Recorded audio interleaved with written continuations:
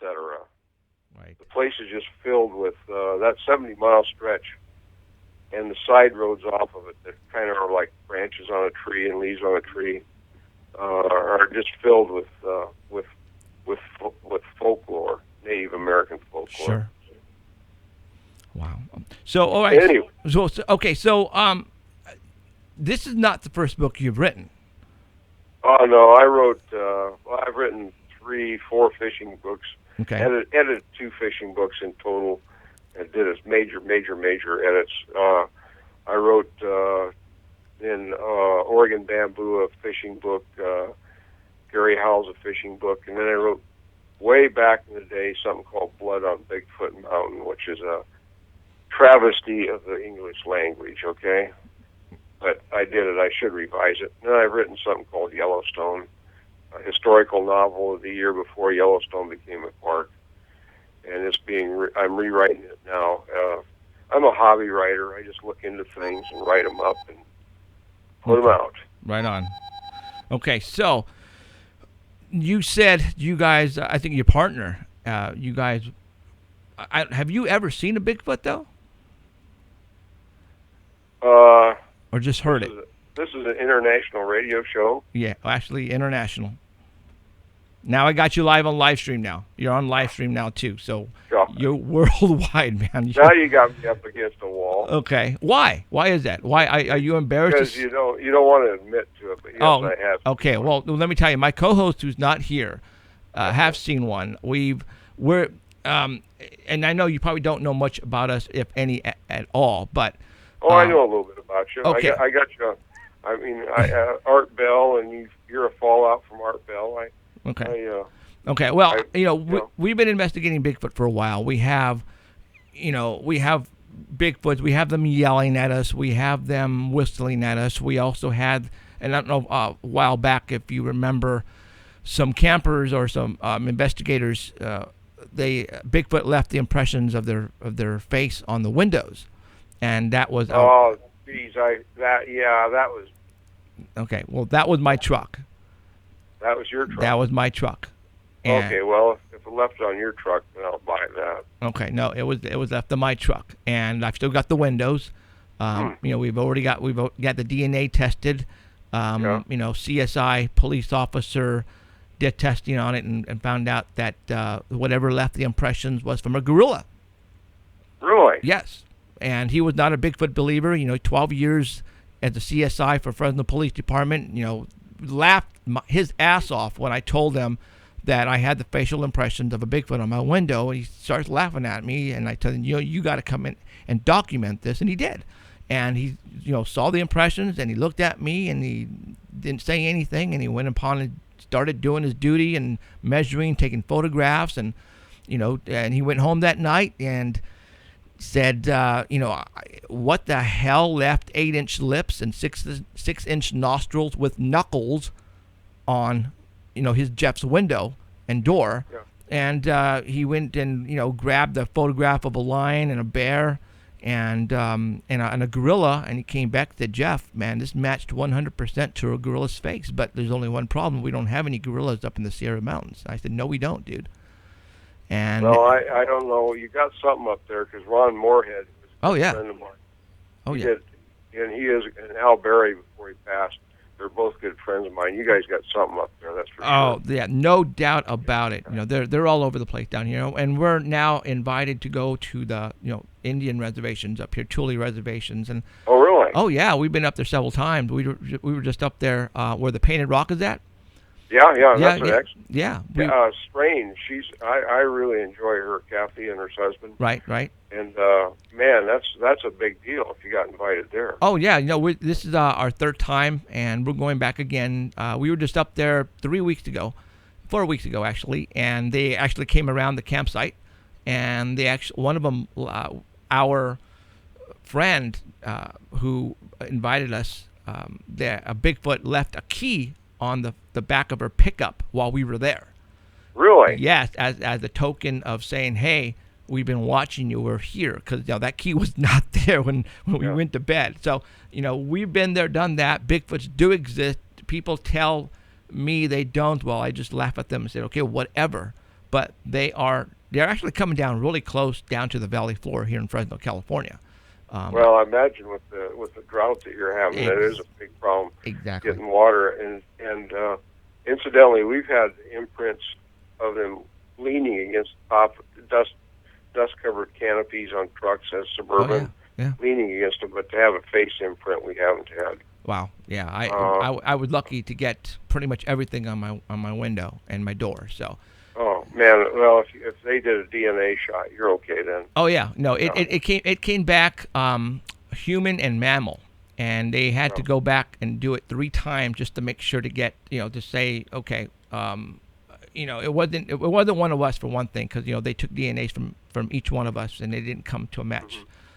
But we have to take it still even further, and we're going to do that hopefully as soon as we get a budget for our TV show.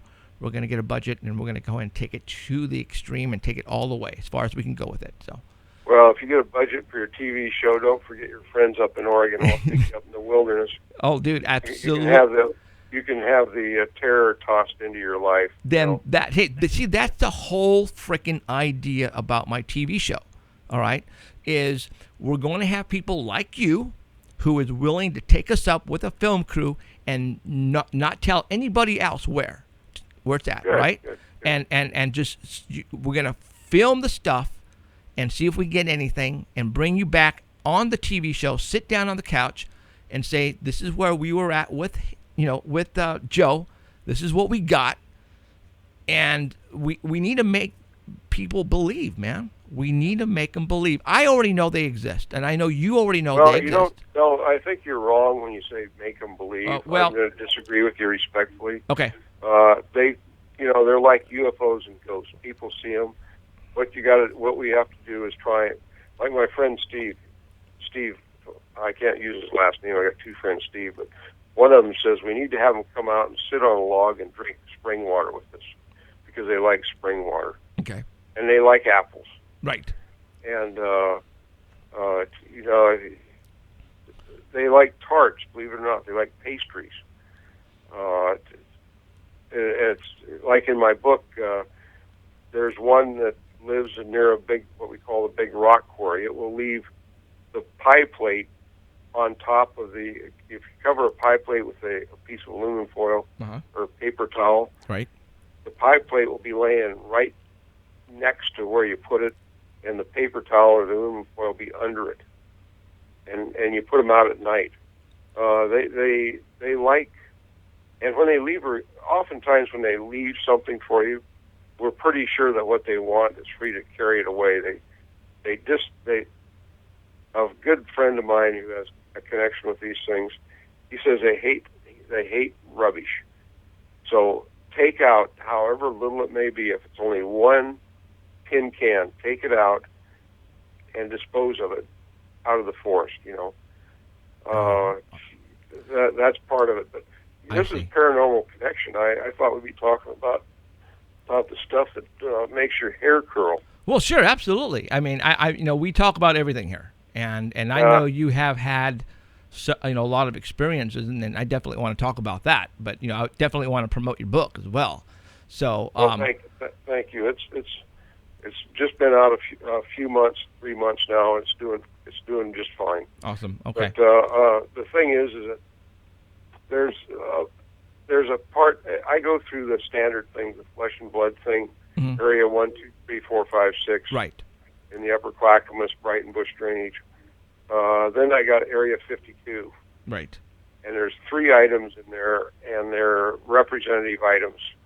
And area 52 is the paranormal. Although there's one incident in the flesh and blood area that's almost like that. Most of flesh and blood is like reference 2 or 3 is where a fly fisherman and his children are backed out. One of them backs out a fly fisherman at the end of a 9-foot fly pole because it was intruding on a fishing grounds where it probably had youngsters fishing. Very terrorizing experience for all involved. Highly investigated by the Forest Service law enforcement people. But then you go to Area 52, and you got Oh, one of the things I left out was a Men in Black before there was Men in Black picture. Right. A very reputable fellow that lives or works downtown in Portland, highly educated from a major college, blah, blah, blah. He and his wife were up in the Memaloose. And I will say that he does smoke some of the variegated weed product, but not to excess. And he's about 60 years old. Back then he was about 45. Anyway, they saw a flying saucer. The Memaloose is up and down rugged, very basaltic canyons. They saw a saucer emerge from a granite wall, which of course, you just don't see that every day. And then the thing, it was cone shaped. He said it was a lot like a big ice cream cone. And it turned, and one end was orange. The ice cream end was orange, and it moved off nice, steadily acceleration into the southwest over the ocean. So he and his wife go, wow, wow. And she's a retired highway patrolman. She isn't given to the weirdness too much. Right. Anyway, and I say retired, she put in her time. So they drive down around towards that granite face that the thing came out of. And here's these two guys, just classic Men in Black, thin, black, white shirts, ties, little black caps. And a woman was with them. And they could see from the look on her face, like, you people better get out of here big time. The woman was pale-skinned, had platinum blonde hair, had an immaculate, beautiful red dress on, and a red hat. And I can't remember, they described the shoes. But anyway, this was such a bizarre story, and they decided, well, the best thing for us to do is to say adios amigos. So they, without throwing gravel, they backed up and got out of there. So I'm thinking that that blonde was probably one of them. Sounds like a Palladian to me. I mean, yeah, it could have been one of them. But I had there's a hiker that goes up along the Hollow Ridge Trail, and I've talked to him a number of times, and he keeps going up there, and he drives the Volvo, and he does all the the yuppie crumb stuff. But he goes up and hikes alone. And he gave me two stories. He has a big job downtown. He gets away from it. He gave me two stories. They're both the encountering strange people. One of which was a Native American woman dressed in the ancient garb with the reed headdress, beautiful reed basket, woven basket, the rough clothing, and she had been picking huckleberries. And he stopped and asked her, and this is in the book. This is one of the I kept 3 of the 12 things that David dug up for us. And he says, do you want a lift? She told him, no. He said she got kind of a quizzical look on her face, and she said, no, I don't need a lift. And he complimented her on her huckleberries. And I happened to pick huckleberries at that same field. And no, I won't tell you where it's at. Anyway, drove off carefully, and then he drove, it's about 8 miles down the main road. He doesn't see any other vehicles, no camps, nothing. So, and then he goes on home, and about a week later, he gets to thinking about it. He goes, that woman, she talked to me in English, and her lips didn't move. And then he met in about 4 air miles north of there, a hiker dressed in Alps hiking gear. Didn't look like it was heavily used. The guy had kind of an olive skin, and this isn't the book. And he asked this guy if he wanted to lift, if he wanted to ride, and he said, "No, I'm fine." And there was no accent in his voice, and he also said, "It took me a while, but I realized that, again, this person his lips didn't move. Hmm. He was talking to me through his head. So there's a couple of little incidences. Now, the huckleberries, I sent you an email, and I'm pretty sure you know who David Paulides is with Missing 411. Oh, yes, I know David. Okay, he just put out a report on a missing female, elderly female. Right. And right, that, are we talking the same place that you're talking about? Oh, no, this is Okay. this is 100 miles. This is probably 80 or 90 air miles away. Well, that's really not too far. I mean, maybe close to 100. Okay. It's in the Cascade Range. Right.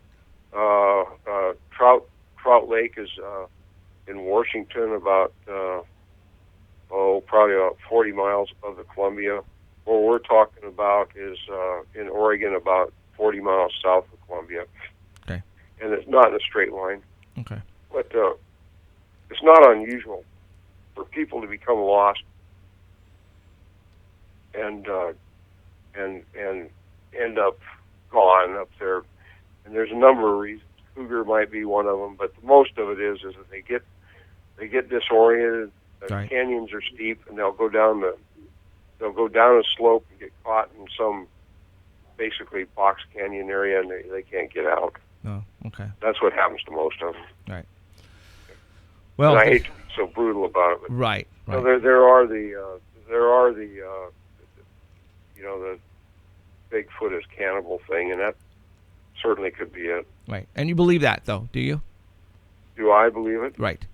I think that humans, when they're under extreme duress for food, are well known as being cannibals. So why wouldn't somebody else? Sure.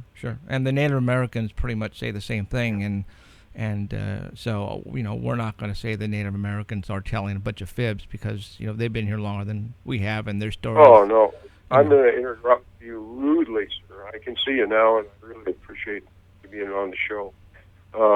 In my book, I only do 3 Native American things. Mm-hmm. Because I'm not Native American, and my co-author, actually my mentor, I'm the writer, but the mentor is a guy that lived up in the mountains for 13 years. Right. Cliff Olson. The Clackamas Indians, we're talking about the Clackamas, Upper Clackamas Basin, they have a legend that says for a Bigfoot preacher to be indoctrinated into their, as a mature individual, as an adult, they have to present themselves 3 times in front of humans and not be seen.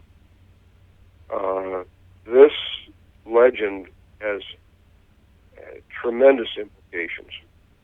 One is if someone, first off, to do it, there has to be 1 or 2 or 3 other Bigfoots watching them do it to verify it.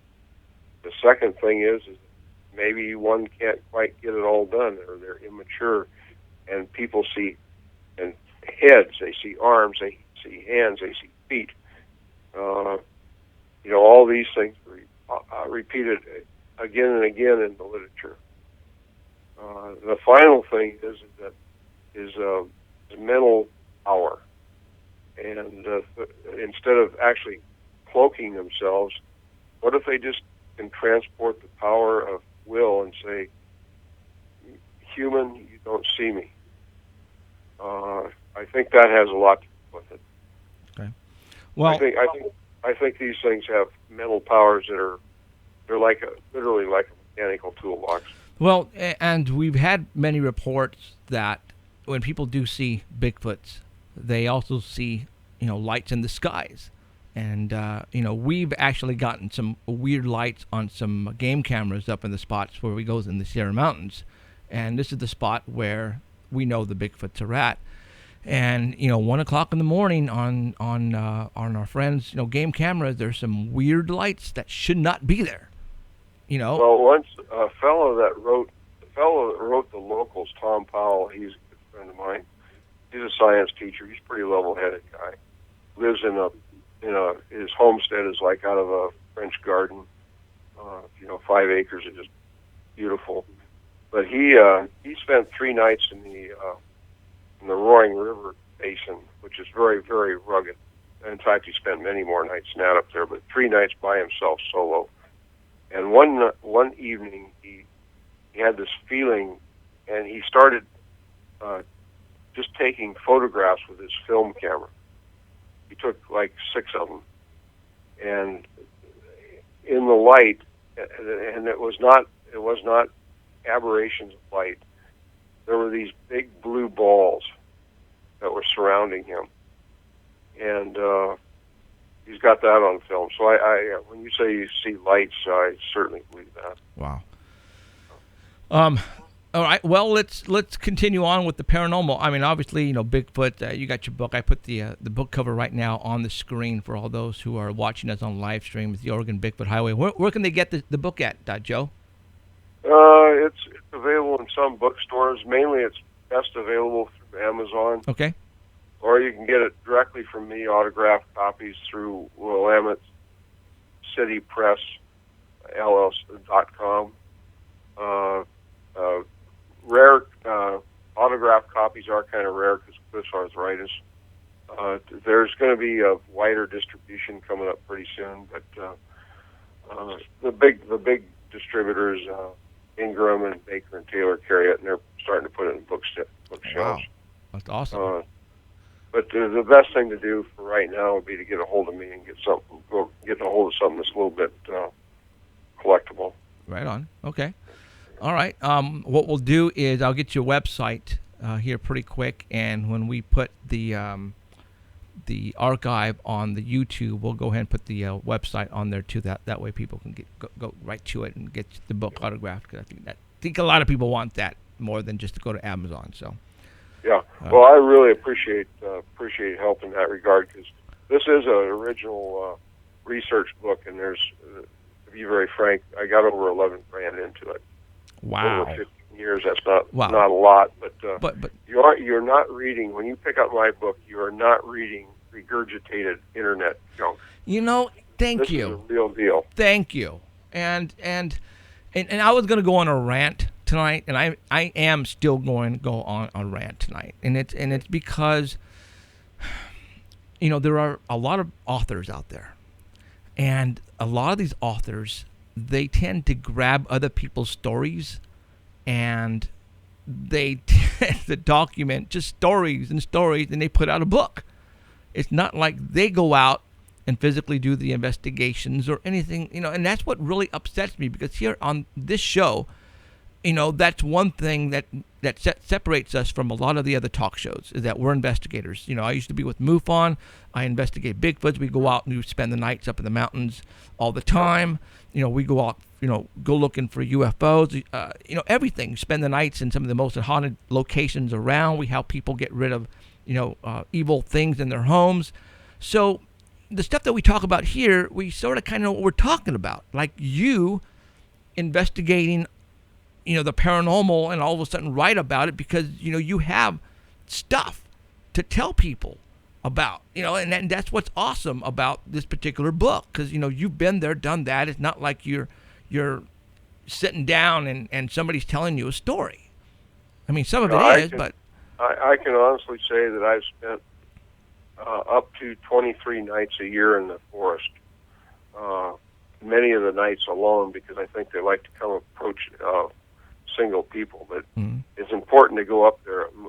What's in my book, John Green, the great pioneering author, allowed me to use his Glenn Thomas sightings reports, and then there's one set of reports that came from Estacada, the local newspapers I mentioned. The rest of them come from me or Cliff, or people that Cliff knew, because he got to know people in the Forest Service. Right. Or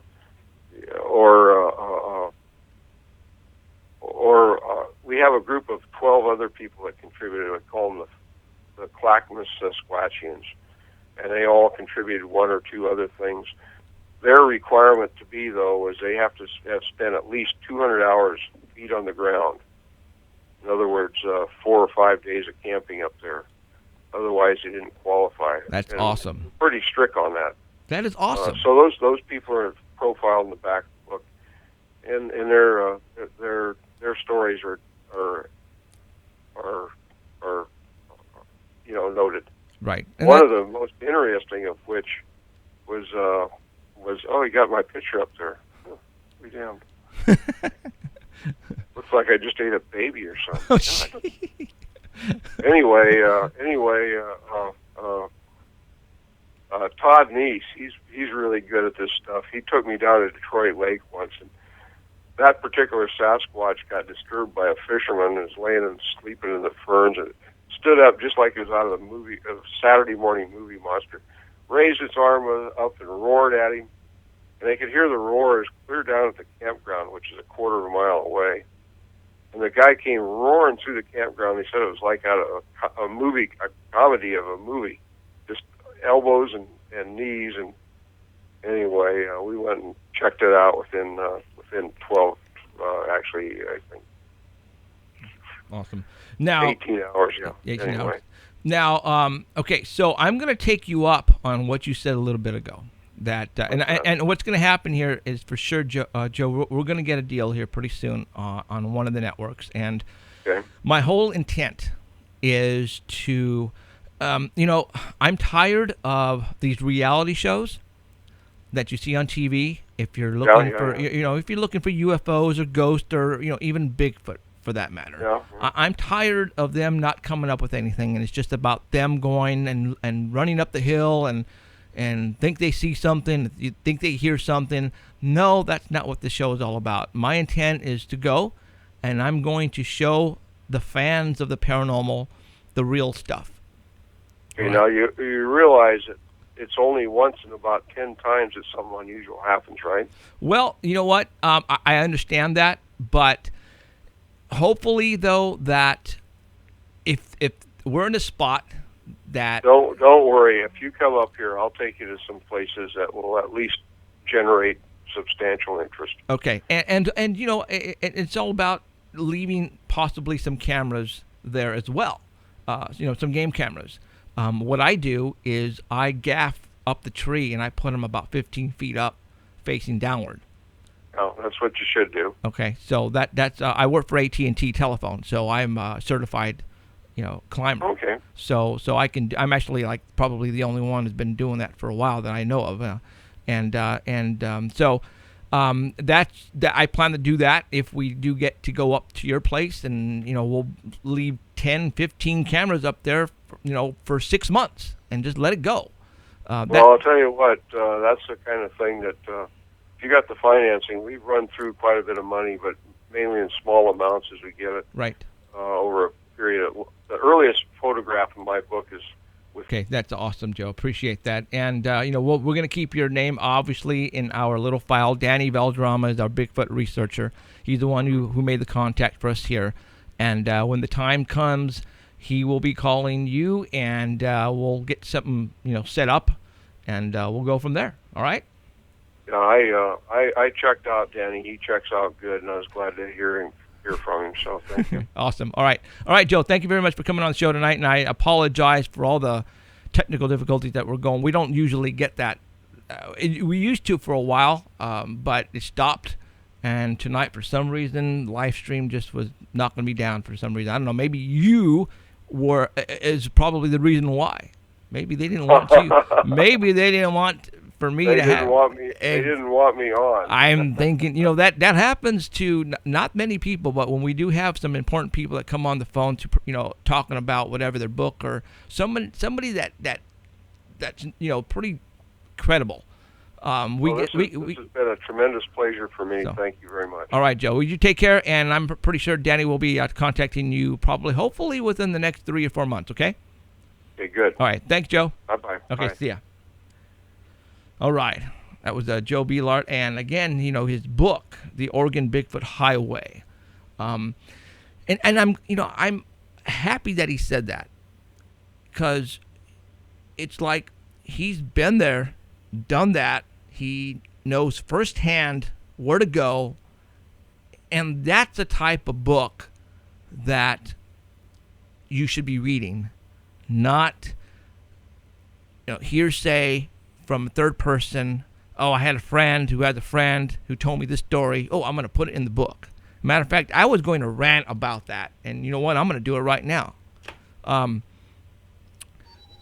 Okay. I just got a text. Hold on. I think somebody is telling me, "Oh my God, you're down now." But you know, on Facebook, there are a lot of paranormal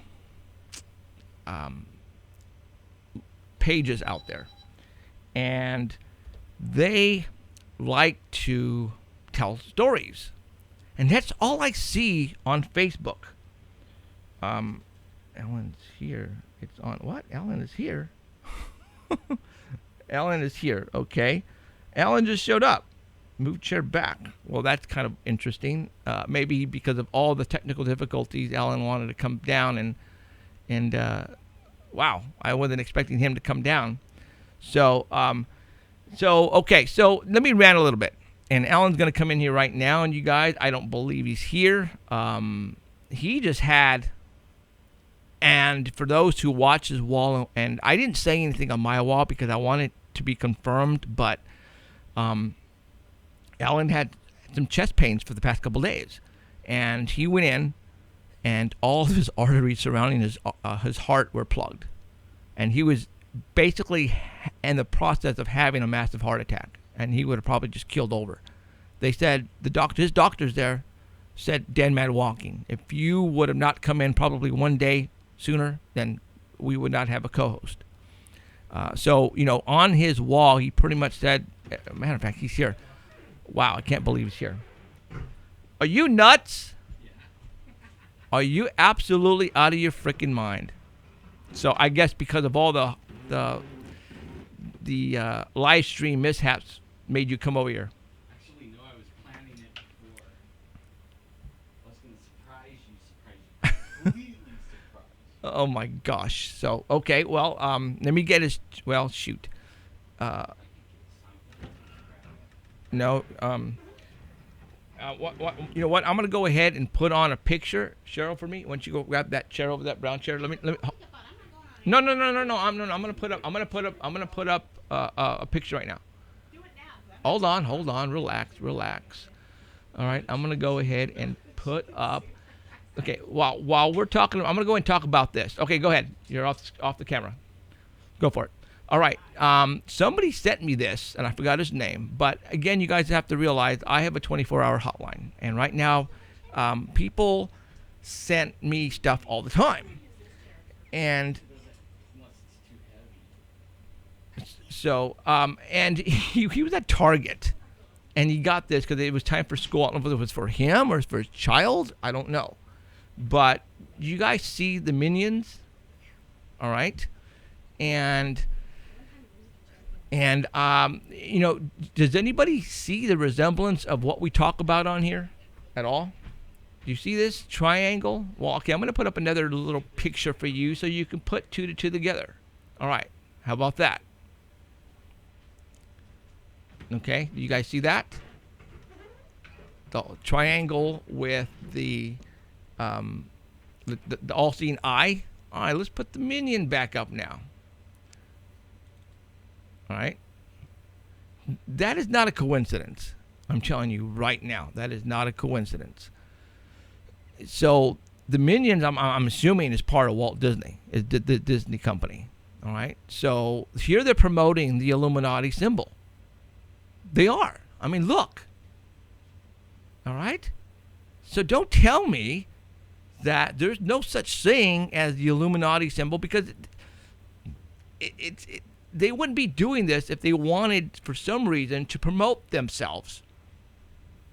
And they are. Now, by putting the Minion here in front of a triangle with it having only one eye, so are they trying to tell us that the Minions? I'm thinking we ought to look into the Minions a lot more and see if there's any hidden messages. Minions. I don't know. Put that on. Wait, let me put a headphone on. Okay. Minions, aren't they like serfs? You know what I mean? Like, you're just a minion. You're just a kingdom worker. You know what I mean? Like a nobody. That's what a minion is. Okay. And I don't know. But I think we ought to look into the Minions a little bit more and see if there's more hidden messages in their movies, because I know that one that just came out, my son went to go see it, obviously. So we need to check them out. But this stuff is all over the place. You just have to open your eyes and see. This person who sent me this photograph, his eyes are open, or else he would have never caught that. And I wonder if it was because of what we present here on this show, is that he actually saw that hit, and it hit him right in the face. Like, wow, an eye in a triangle. I mean, you so don't tell me this stuff is not for real, and they're really trying to push that type of symbolism out there, because they are. And what's the purpose, though? I don't know. I don't know. But it's all over the place. It's in the movie industry, the music industry, and we talk about it here all the time. We've had past shows about hints in movies and all that kind of stuff. So turn this one on. Turn this one on. Oh, and that one would be, I think, number 2. Ah. All right, and Ellen is back. Hey. Oh my God. Okay, are you supposed to be out? No. Shit. Okay. I was going to completely surprise you, and just walk in. Like freak you out, surprise you. Only I turned on the computer. I got in the shower, and it's only like my second shower too. No one I'm barely able to do that. But I turned on the computer, and I'm seeing like nothing on live stream. Dude, like, oh my God, what's going on? Oh my gosh. So I kind of freaked out a little bit. Yes. And then I thought, well, I'm going to move my surprise up a little bit, Like I was just going to like meander slowly, right. Not really take my time, because it's hard to walk and stuff still, but only. All right. Well, let's pretty much update everybody on all the stuff that's been going on with you. Oh, man. Okay. I actually think they're trying to get me, man. Really. Okay. Well, all right. So last week, you started having chest pains. Actually, before that. Yeah. Okay. And you thought it was just anxiety. Matter of fact, you went to your personal doctor, right? Yeah. Actually, when on the 15th, I went in to get the artery, the femoral artery. I have a scar this long that runs from my belly down my leg right now. It's fresh with stitches and everything. They did it just only like to the 15th. Okay. And while they had me in there, they had me, because they're working on an artery to your heart. They have me hooked up to all the machines and everything, right? So while I'm sitting there, I start having what they're telling me is an anxiety attack. And I'm telling them, man, I'm hurting right here, and it's hurting. I can feel it. Oh, man, it's going down my arm and everything. And they're looking at everything. They're like, oh, man, you're just having an anxiety attack. That's while I'm in the hospital, all hooked up to all the stuff. So then I make it home, and I'm only home a few days, and then I start having this problem, and my doctor, I went and saw my doctor, and he gave me nitroglycerins, even though when they read off, like, are you doing this? No. Are you doing this? Yes. Are you doing this? No. Well, that isn't a heart attack, right? So here's some nitros. If you're having a really bad anxiety attack, it could stop a bad anxiety attack. So I took like 15 nitros in one day. Like every other hour I was feeling it, and then the next day they didn't even work. And I was just hurting real bad. So I called up the doctor around 5 in the evening, and about closing time. Went over the list. Are you doing it? Is it this? No, and this? This sounds like when you had your first problem with your leg. Telling them, man, it hurts so bad. Oh, don't worry about it. The pain will go away. Let it go. Exactly. Right. In fact, the pain I was having is exactly what sent me to the hospital for the first time where they messed up my leg. It's exactly. So I was having little mini heart attacks way back 15 years ago. And then when I went in this time I'm in there, I'm all hooked up. The doctor says, just go to the ER, So I drive myself in there, and everybody's like, you drove yourself, you're having a massive heart attack, and you drove yourself? Yeah, I did. I didn't know I was dead, okay? Or what? Anyways, I get in there, They have me all hooked up to everything. They're like, we think it's just like a really bad anxiety attack. Look, you just had that really major surgery. Anybody would have anxiety. I mean, it's looking good and healing good, but man, I would be anxious if I had something like that. You're like, you can't hardly bend, right? I'm like, yeah. So the guy is like, I go, are you sure, man? I feel weird, I feel bad. He goes, let me get a cardiologist. The cardiologist orders blood. The guy's looking at the blood. He goes, oh my God. He goes, according to the blood, your heart is dying right now. Let's go. Cath lab. So he's pushing me. The doctor is pushing me into the cath lab. And then when we get in there, he's like, okay, which side, right or left? And the guy goes, left. He goes, what? He goes, why not the right? We always go to the right. He goes, look. He's like, oh my God, what is that? Big old giant open scar, Oh. He's like, oh, wow. He goes, who did that? And I told him, he goes, oh, wow, that's my best friend. I'm like, wow, really? I go, knock me out, man. Knock me out. I don't want to know what's going on. Knock me out. He goes, no, this is interesting. Let's talk. So we're talking, and he's like, oh, wow. He goes, you're pretty bad. Like all the arteries that, like this is your heart, and it has arteries on the heart, right? Not the arteries that feed the heart and go to it. The arteries on the heart that put the oxygen to the heart, they're all blocked out. And the stuff is dying. He says, oh my God, you're a dead man walking. He goes, I heard you drove yourself in here. He goes, it was a dead man driving. He goes, I haven't heard that before. He goes, next time call 911, all right? I go, next time I'll know that I'm not having an anxiety attack. And I've been told for 3 weeks now I've been having anxiety and not having heart attacks. So I got one stent. They cleared 2 with the balloon thing, put it in and then popped it open and then roto-rooted it, I guess. Right.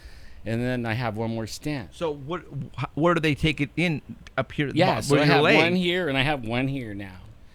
And I was walking like somebody filled their diapers. So they basically put a little tube, not a tube. Oh yeah, tube. And they went all the way up to your heart and popped it up and opened them up. Right. Holy crap. Yeah, and then a lot of people, even you're like, and you're home already. That didn't make when you put out that you, and I don't know who said it, but somebody said you had a massive heart attack. Yeah. When somebody says I had a massive heart attack, this is what I see, and then boom, you hit the floor, and that's it. See, that's where I was at. You were just about there. Right, I was there. I was hitting the floor, but only they caught me in a gurney. Right. And then, but then once they clear it all up, you're back to normal. Pretty much, you're sore and everything where they cut you up and everything. But if you can stand up, go pee, eat something, and not fall over when you walk, they send you out, man. They don't let you lay in that bed because there's somebody else coming right behind you. And really, I don't even think it's that. I think it's insurance companies like Obamacare. They just don't let you be in the hospital. Right. They kick you out. They just tell you watch out for this and this and this, and don't get it wet, and don't sit in the bathtub. And don't drive. Don't. Right. You go. Well, and for the arteries inside your heart, I mean, it's not like they could close up all of a sudden. It got packed up with a bunch of junk. Right. And he was telling me while he was doing it, and this is for everyone that is could hear my voice or see me. Everyone, as you get older, that naturally happens. The fatty goes around and gets on your heart and builds up in those arteries. And then when you get in your 50s, that's a good time to go have some labs done and have them even do the catheter and go and look, because that's really the only way. They can't tell by just looking at a little electronic machine, unless it's really, really, really bad. Even when it's really bad, that machine could lie about it. Wow. And I'm living proof of that. I mean, I was having a massive coronary heart attack, and the machine was showing I'm fine. The oxygen readings on my little finger like that was showing I have great oxygen. Everything was fine. Wow. But only I was dead if I would have went another 5 minutes. Wow. Okay. And he shows up. Yeah. It blows me away. fool. Okay. All right. Yeah, Well, but it's fun. Hey, and I don't know what's going on though. I haven't been hardly keeping up. But. well, you know what, dude? I was at 4:45. I was in here before the show, obviously loading up all the pictures. I signed into live stream. Cool. I went into the you know what what do you call that? The preview. Yeah. It worked fine. You know, checked out the volumes. Did it about 3 times. Cool. Go inside. I come back out. 10 minutes before showtime. Air fail. I'm going, what? And that's all I was getting. And I was putting in the password, and then it was giving me an air fail. And I was stressed, and I go, what the hell happened? It's got to be about the money. I didn't do anything, you know. And you know what? I called Livestream after they sent us that message saying that you were in the top 20%. Yeah. One of the reps finally called me back. And when they sent me that email stating that it was just that we wanted to give you the analytics and that was it. But no, you have to buy the whole package, which is it's $400 a month or something like that. Yeah, well, if you buy it now 20% off, then it comes out to about $200, $250 a month. Okay, but with that, you get your analytics, you get to embed your video and do a couple of other things, right? But I'm telling you, I go, dude, we're not making any money here. We're not making a single penny here. So how can I, do that? At this time, I can't. He says, okay, no problem. And that was the end of that. No problem. I'll just shut you off here. And I would hate to think that's what they did. I would really hate to think that's what they did because, come on, you guys, really? I mean, that's, sorry, chicken shit, if they did. Well, I already heard, I do a lot of research on it, and it's, what do they call it?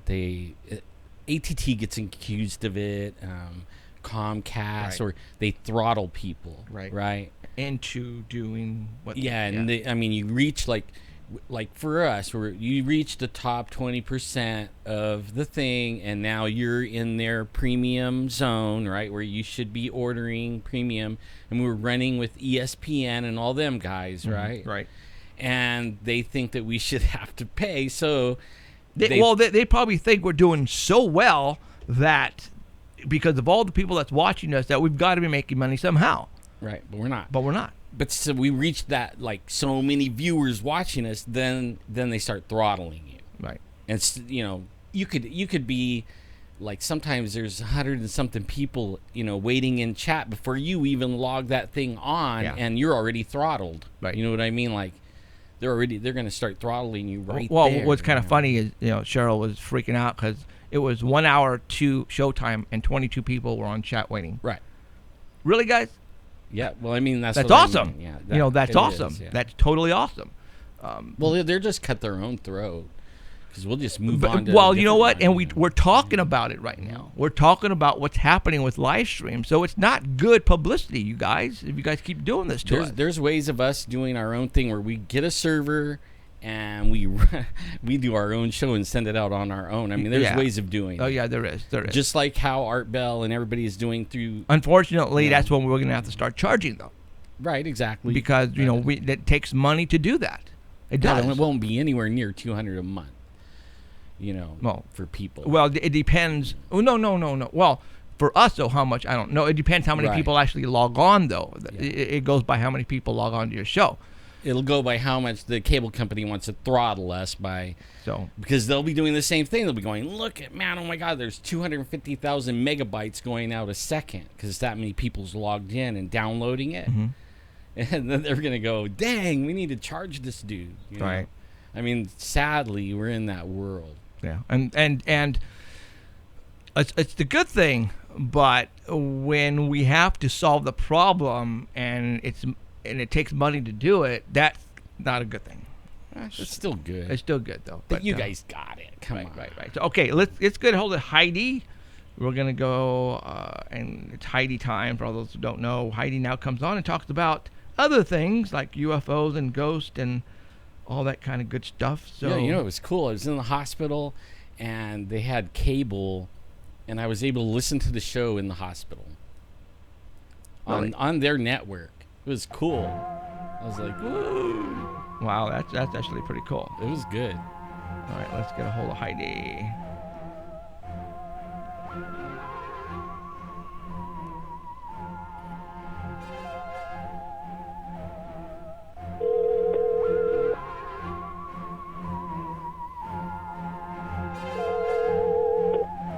Good evening, gentlemen. Hello, Heidi.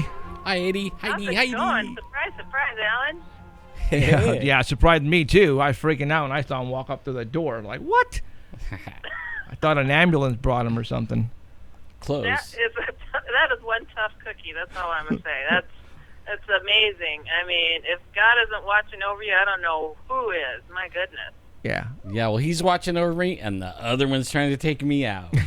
You know, I can same relate time. to it, so I understand how Yep. that feels. But the good always outshines the bad, doesn't it? It sure does. And you know in the bad, when all the readings say you're not dead and you're really dead, see, you know the enemy is like putting all the good readings on there and the doctor's going, he's not dead, but dang, he doesn't have a pulse. No. My goodness, Wow. it is so good to see you, though. I really was sure that I wouldn't see Yeah, you you look pop really on there, good too. but, man, you are seriously tough. Wow. Gosh, Okay. man. All right, let's go ahead and continue on. Heidi, tell everybody who you are and what you're all about. Well, God help everybody. I don't know who the heck I am anymore. I'm just kidding. I enjoy all of this stuff. I love talking about so many different things. And I always say I'm someone who has been there, seen that, tried that, wrote about it, got over it. And now I'm hoping to help others realize how freaky our world is and try to get some answers, too. So I welcome everybody to check out my main website, which is HeidiHollis.com. And I welcome people to also send their stories, comments, drawings, pictures of anything out of the ordinary to oddadvicehh@gmail.com. Right on. So, All right, for all those people who don't know, Heidi sent me over some photographs and also sent them over to the Art Bell people, and they're right now on the homepage at artbell.com. And you can go over there if you're listening to us there and look at the photographs that I'm going to be putting up on the screen here. So let's put up number 1. And we got the Texas UFO up. yeah, this is just interesting. I didn't send a picture over to you zoomed in, but I'm sure you could zoom in on it. Sure can. This was taken over Pecos, Texas on July 6th. And Like a triangle. this is what the person who experienced this says. The son. It said, my dad was working about 20 miles south of Pecos, Texas, in Reeves County. He'd seen a deer and wanted to take pictures of it while it was running straight away from his position. He then proceeded to look at the pictures, and on the 17th or 18th photo, he noticed a strange object in the sky in the picture that he could not see with the naked eye. It's just such a strange-shaped thing that I just was like, wow. What is that? You know what? When I zoomed in on it, to the left of it, let me zoom in a little bit more. It's going to get blurry though, but you can see structure, and it looks like a triangle. Right. That's Right. That's it's what got I a see. strange little shape there. I couldn't quite make out what it was. I see what you're saying. Wow. Yeah. Pretty wild. I mean, I love these ones where people are stunned later, going through their pictures going like, whoa, didn't see that there. That cool. makes like 3 out of Texas now, right? A lot of things are going on in Texas, aren't they? Yeah. Was this Yeah. was this a recent, Heidi? How long ago did this happen? This is July 6th. Yeah. You know, it's kind So of, just and we're talking, the cubes. Yeah, We don't yeah. know if the cubes were real or not, but there's Right. been a lot of sightings coming out. That one video you showed us that really blew my mind. I actually still have it saved. It's all out of Texas, and it's kind of odd and weird that a majority of our military on the Jade Helm thing is setting up in Texas. Like, I wonder if there's a correlation there with what's going on with all these sightings. So I don't know. Aliens keeping an eye on them? Or vice versa, yeah. Yeah, or vice versa. Or we know they're there and they're coming through there for some reason, and we're setting up shop waiting for them. Just saying. Why we even set up in the first place? Yeah. I don't know. Ah, interesting. Yeah, very interesting. Well, this next one, now you contacted me on Facebook. I wasn't quite making out if you were referring to this No. Encinitas, California, No, or no, the other. Milwaukee one. No, the Milwaukee ones. That's what I'm Gotcha. talking about. Okay, so this is an interesting photo. I grabbed it off from the video. When you watch the video to this, I mean, it's fantastic. So this is a triangle-shaped UFO sighting over Encinitas, California, July 11th of this year. And when this thing, it like tumbles through the sky, and it holds its triangular shape. Like, you could almost, like, see where the light is peering through as it tumbles through the sky, like, kind of make out this flat triangular shape. And it's really a very cool video to watch. I encourage everybody to go over to the network's website and check it out, because, wow, it's pretty amazing. I mean, it's so distinctive.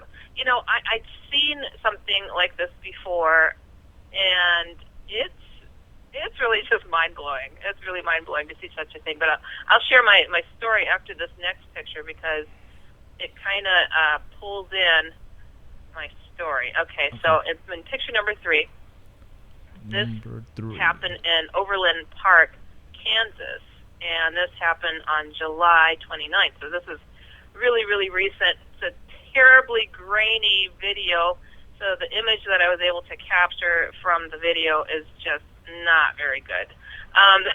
This is like night vision camera working here. So, but this is what the posting said to this. And mind you, this is coming from latest-ufos.com. They have a great site for a lot of different happenings as far as UFOs that are going on. So, okay, this is what the posting said.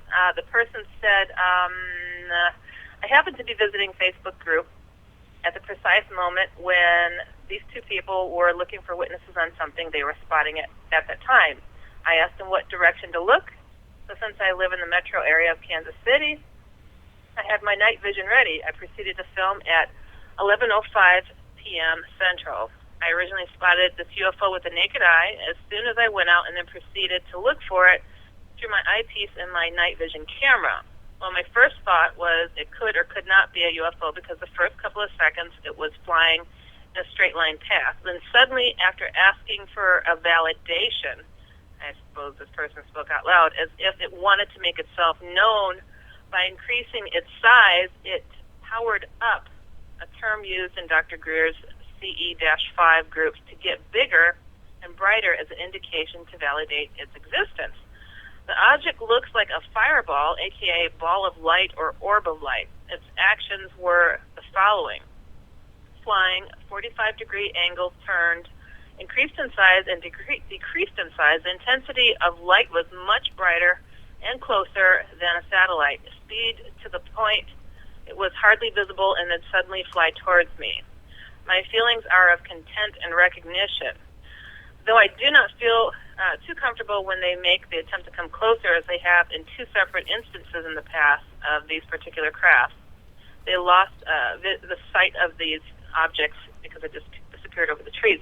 Now, when you look at the video, you're going to see a whole slew of lights dotting the sky, and then there's one, like, brighter than the other objects that you see in this image here. It's in the upper left-hand corner, and they're just kind of bobbing around the sky. I mean, it's really an incredible piece of footage, and I wish that it was clearer, but it's just not clear at all. But I wanted to relate a story. Now, I was up, and I can't for the life of me, this is a long time ago. I was with a group of friends, and we were doing a road trip, and they wanted to go and visit some friends in Massachusetts, and I don't know what the location was. And this was in about, like, 1999 or so, and we're up in the hills over there and just looking at the night sky. And I am not kidding you. You know, probably, you know, something about the size of what you would see a satellite passing in the night sky. We saw probably a dozen or more lights in the sky, kind of like dodging each other, and started shooting lights at each other, like lasers at each other, and splitting off. And I mean, it was as if we're watching a mini battle. And then more lights came, and they're like shooting at each other. It was like a battle scene out of an old sci-fi movie or something. It was really crazy. And me and like 5 other people are sitting there watching this. We're like, this is incredible. This is incredible. And me, I don't know what possessed me to say this. I'm like, well, since you guys are all here, there's so many UFOs. I have never seen a triangular-shaped UFO. You mind showing yourself, you know? And I'm standing next to my car, right? And my camera is on the car seat, and I'm like, yeah, it's just right behind me. If something comes close, I'll be able to reach in and grab my camera, right? After I asked one of these ships to come closer if it was triangular shaped, you could have counted to 3. And one of the lights dropped out of the sky, like maybe 3 stories above us in height. I mean, to the point, like, it looked like it was going to smash us. We all kind of dropped to the ground, and we slowly stood up when we realized it wasn't going to smash us. It looked very much like that triangular light pattern that you see in that prior photo. And my friend's hitting me, just going, you asked for this thing to come down like this. I'm like, oh my God. But the lights, I remember there 2 lights being red and one being maybe whitish or greenish. And it slowly went over our heads. And I mean, I'm right by my car. My camera's right there, but I was frozen in awe. Like, it hurt me, first off, was like incredible. And second of all, it was so close and so low.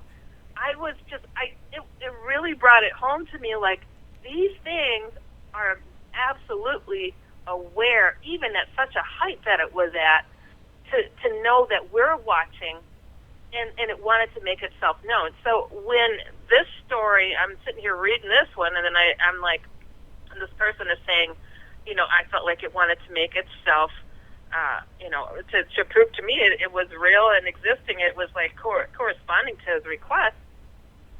I heard this quite a bit, and I know you guys have heard this too, where UFOs will respond to requests. I mean, I don't know what some of the more incredible stories you guys have heard, but it just blew my mind to have had that happen. And that wasn't that wasn't the first time that had happened to me where a light responded, but that was probably the most dramatic one with the most witnesses that I'd ever had. Just really crazy stuff. It happened to Emerald and I one time in front of Jamar's house.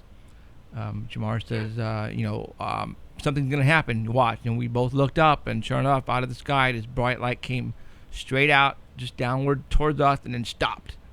And then I don't remember what it did afterwards. I think it just took off. But Emerald and I looked at it. And at that time, I didn't have my equipment set up. It was like, oh, no. You know, if I would have had my video cameras going, then we would have got it on film. But it just happened all of a sudden. Just wow. So, yeah, they happen on command if you're at a certain spot, and you know, who knows? For some reason, if you can actually do that, that means you're tied in somehow with them. So either they're hearing you, or they're, you know, visiting you at nighttime, or they're interested in you for some reason. Yeah. Well, I think that's a for sure there. One force versus another force. So I'm hoping it was the good guys that dropped down that heard me, right. Because I really can't stand those other guys. I'm with you. So, all right. Yeah, I got crazy. Number 4 up. Number 4. Okay, now a little controversy with this one, and this is what you and I were discussing on Facebook earlier. Right. I'm from Milwaukee. This actually happened in Milwaukee, July 25th, and this photo that you see here. This is actually a video. It was taken by a police officer, Gustavo Rojas, and this is what is described. Well, actually, no. This one doesn't have a description to it. It was very. I love listening to the audio of people. What the F is that? And they just carry on, and it's just hilarious. And here I find out it's a police officer who took this video. really, really interesting video to see, and the cooler part is the second video, and then I'll get into the controversy based on these two videos. So this is from another perspective. If you go to picture number 5. Okay, picture 5 and is up. this second location guy, he's obviously playing basketball, and you can hear the basketball being bounced in this video, and you can hear his friend slam dunking, and just like, yeah, dude, really interesting. But it's like more interesting that they keep making their shots. It's just hilarious. But so he catches this initial video here of this streak of a light dropping down, and it's closer to him than the other lights. When you go to, you can see this picture number 7. You can see a closer shot of picture number 6. And in the beginning of the video, you hear the guy saying they both split apart and now they became one. And that was before, you couldn't see that in the video, but I'm assuming that this first light is what he was speaking of. And when you go to the next photo, so you see 5, 6, and when you go to number 7, there were 4 lights. So this one that was streaking down kind of dropped down before the others, and before you know it, when you go to the next picture, it becomes 6 lights, and it kind of holds this formation that's pretty interesting, pretty impressive, and then they start to kind of teeter out and dwindle down into the trees where they kind of disappear.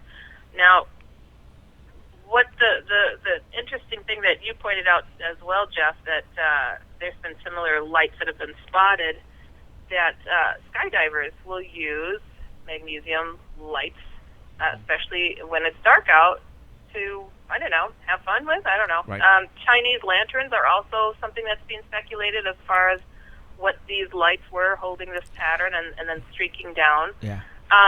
But from everything that I could find in regard to this set of lights is that no one has claimed to have been skydiving at that time. So you would think that somebody would come forward and say, yep, that was us. We were doing a formation skydive wearing our magnesium flares, but I haven't found it. I don't know if you did, Jeff. No, not yet, but this incident happened, well, there was a similar incident that happened in Lake Elsinore, and I think it was like last year or 2 years ago.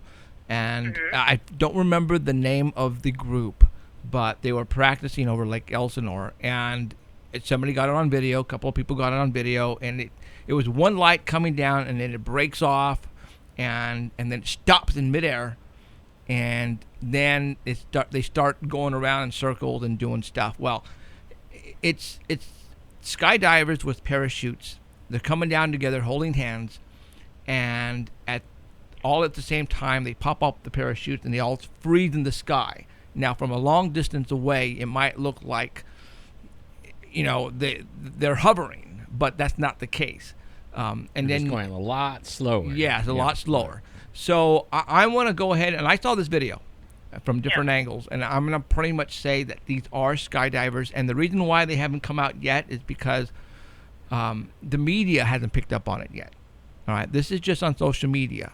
If the media picks up on it, then that's when they will come forward and identify themselves, because to them, they are probably seeing maybe a little bit of this on social media, but not, maybe they're not into Facebook that much and into the right, posts and walls that talk about this type of stuff. Yeah. So don't think that these skydivers know that their video is circulating the internet right now.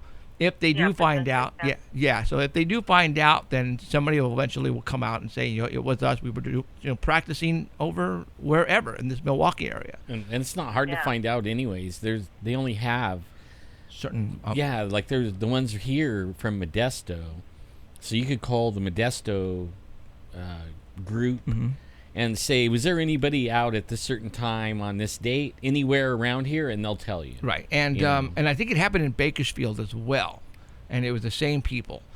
So I want to say right now that this is just skydivers.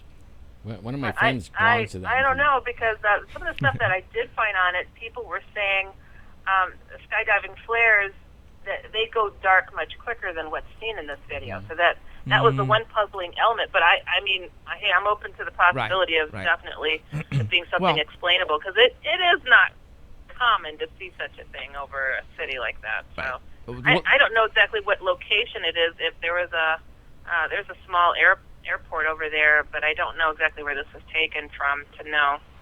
Right. We'll just have to wait and see if you know, if someone does come out and say, you know, it was our team practicing or doing. Still cool looking though. Yeah. I mean, it is. I mean, yeah. So I think it is. I love it. And you know, for a police officer to put his name to the video. Right. Well, I mean, you can't say that he lied. I mean, he's witnessing something really cool. So there's no reason for him to, you know, to get in trouble. Hey, look, this is what I saw, and people are backing up on it because they're getting other videos as well. So, you know, I wonder if he would take the effort or make the effort to try to find out if there was something going on there. Did he make the calls to say, hey, you know, was something going on in the sky over there? Was there skydiving? Did somebody throw some lanterns up in the sky? You know, it would be interesting to know if he went a step further or not. Yeah. He would be the one. I mean, if anyone could find out, he could do it with a phone call. Right. Right, exactly. I'm like, Yeah. So hopefully we'll hear more about that one soon, and if I hear, I will definitely update you guys on it. Yes, big time. Yeah. So, next one. Okay, I did a recent radio show, and I got some interesting feedback, and I wanted to share one of them with you guys. And this is digging into the odd advice stuff. And so if you go to the next picture with the beautiful lady, the lovely drawing of the old hag. And you know, I get these emails every once in a while discussing this lady, and I just, this is so strange. I don't even know how to describe to you how I knew something about this lady that I just have no answer for. But someone was telling me about having an old hag incident, and I got a distinct image in my head of her being extremely short, though a fully grown woman, really wretched looking, and exactly how she looked. And I finished their story. You know, this is before old hag stories really had gone out there to a point where, like, I was hearing about it, you know, with the internet and all this stuff. And I'm like, whoa, it's just straight up image, and I know what she looked like. And this is generally what I hear. Like, she almost has, you know, scraggly hair, or like this hooded, like, thing over her head, and just looking absolutely wretched.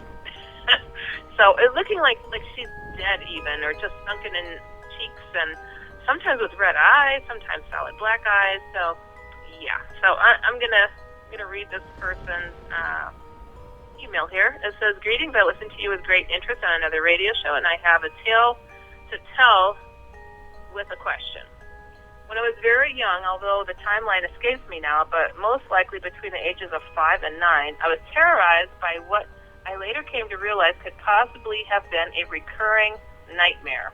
The pattern was always the same. I felt myself being constantly lured into the basement of our house.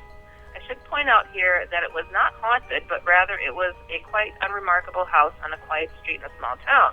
The feeling of being lured into the basement was overpowering and very terrifying, because I always knew what I was going to encounter there. You know, I don't think anything could lure me into the basement. But anyways. Not me either.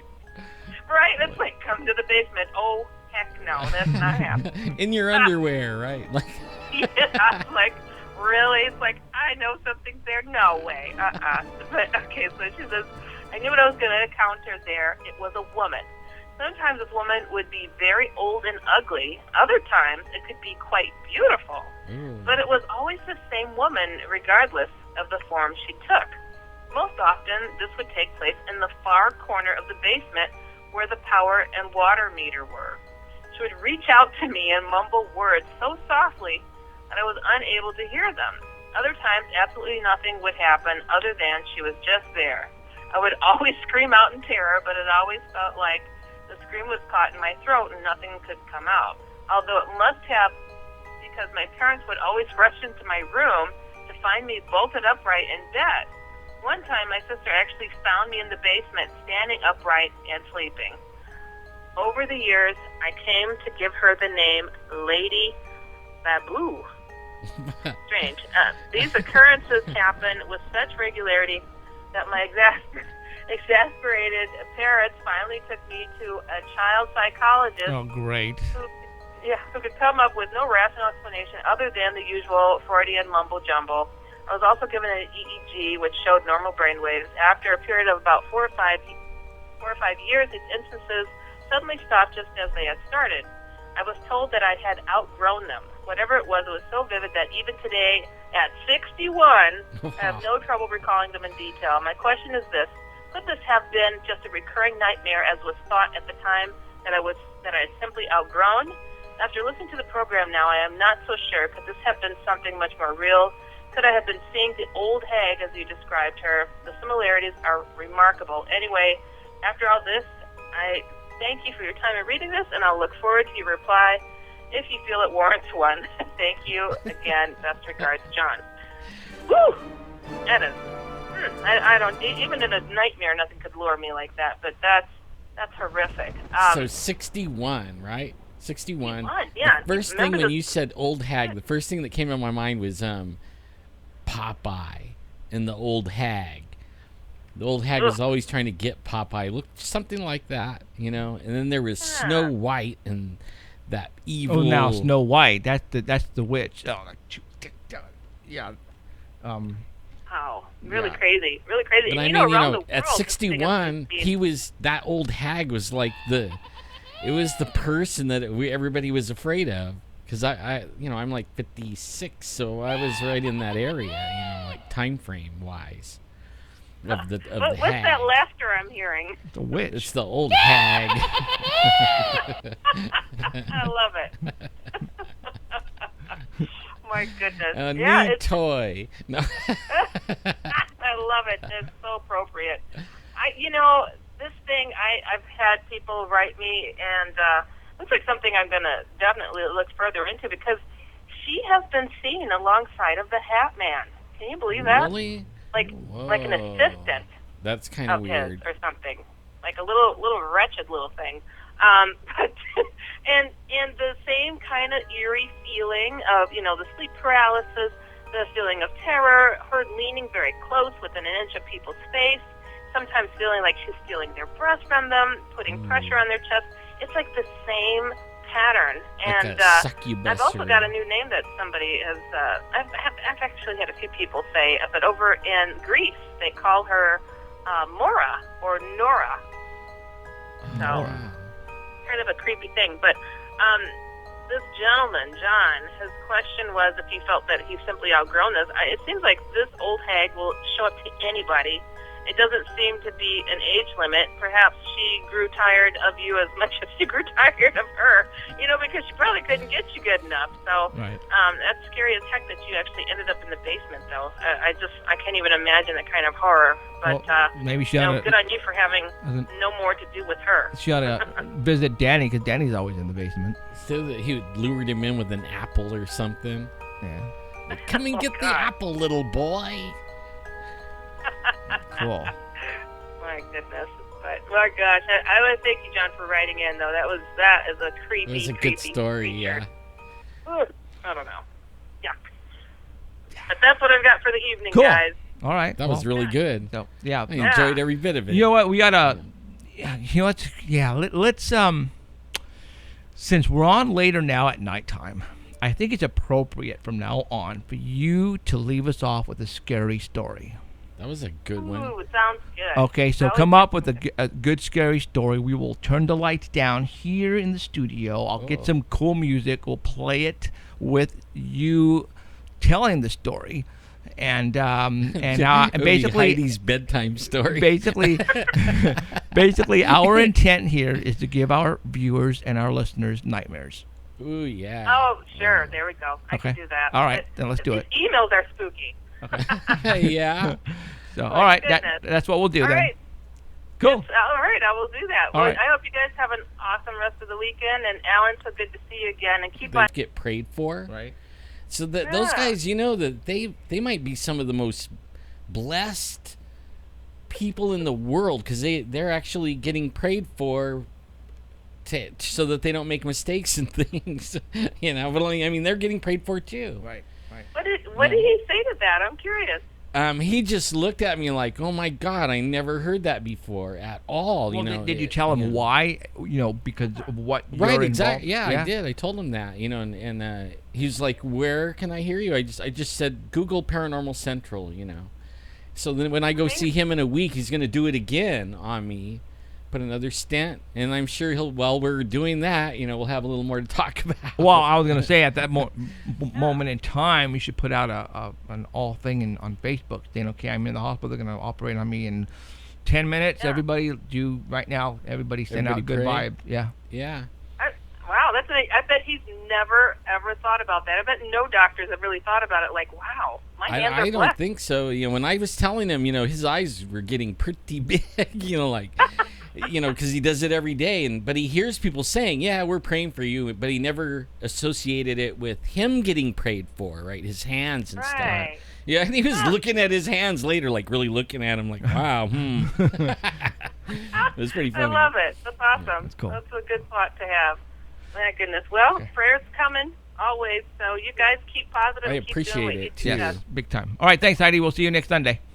Sounds good. All right. Bye, Heidi. Remember, a good, scary story. Oh, yeah. Got it. Scary. All right, thanks. Okay. Okay, see ya. Bye. Okay. See, and I'll just turn my headphones off when she does that. I already had enough nightmares this Whatever. week. Okay, what happened here?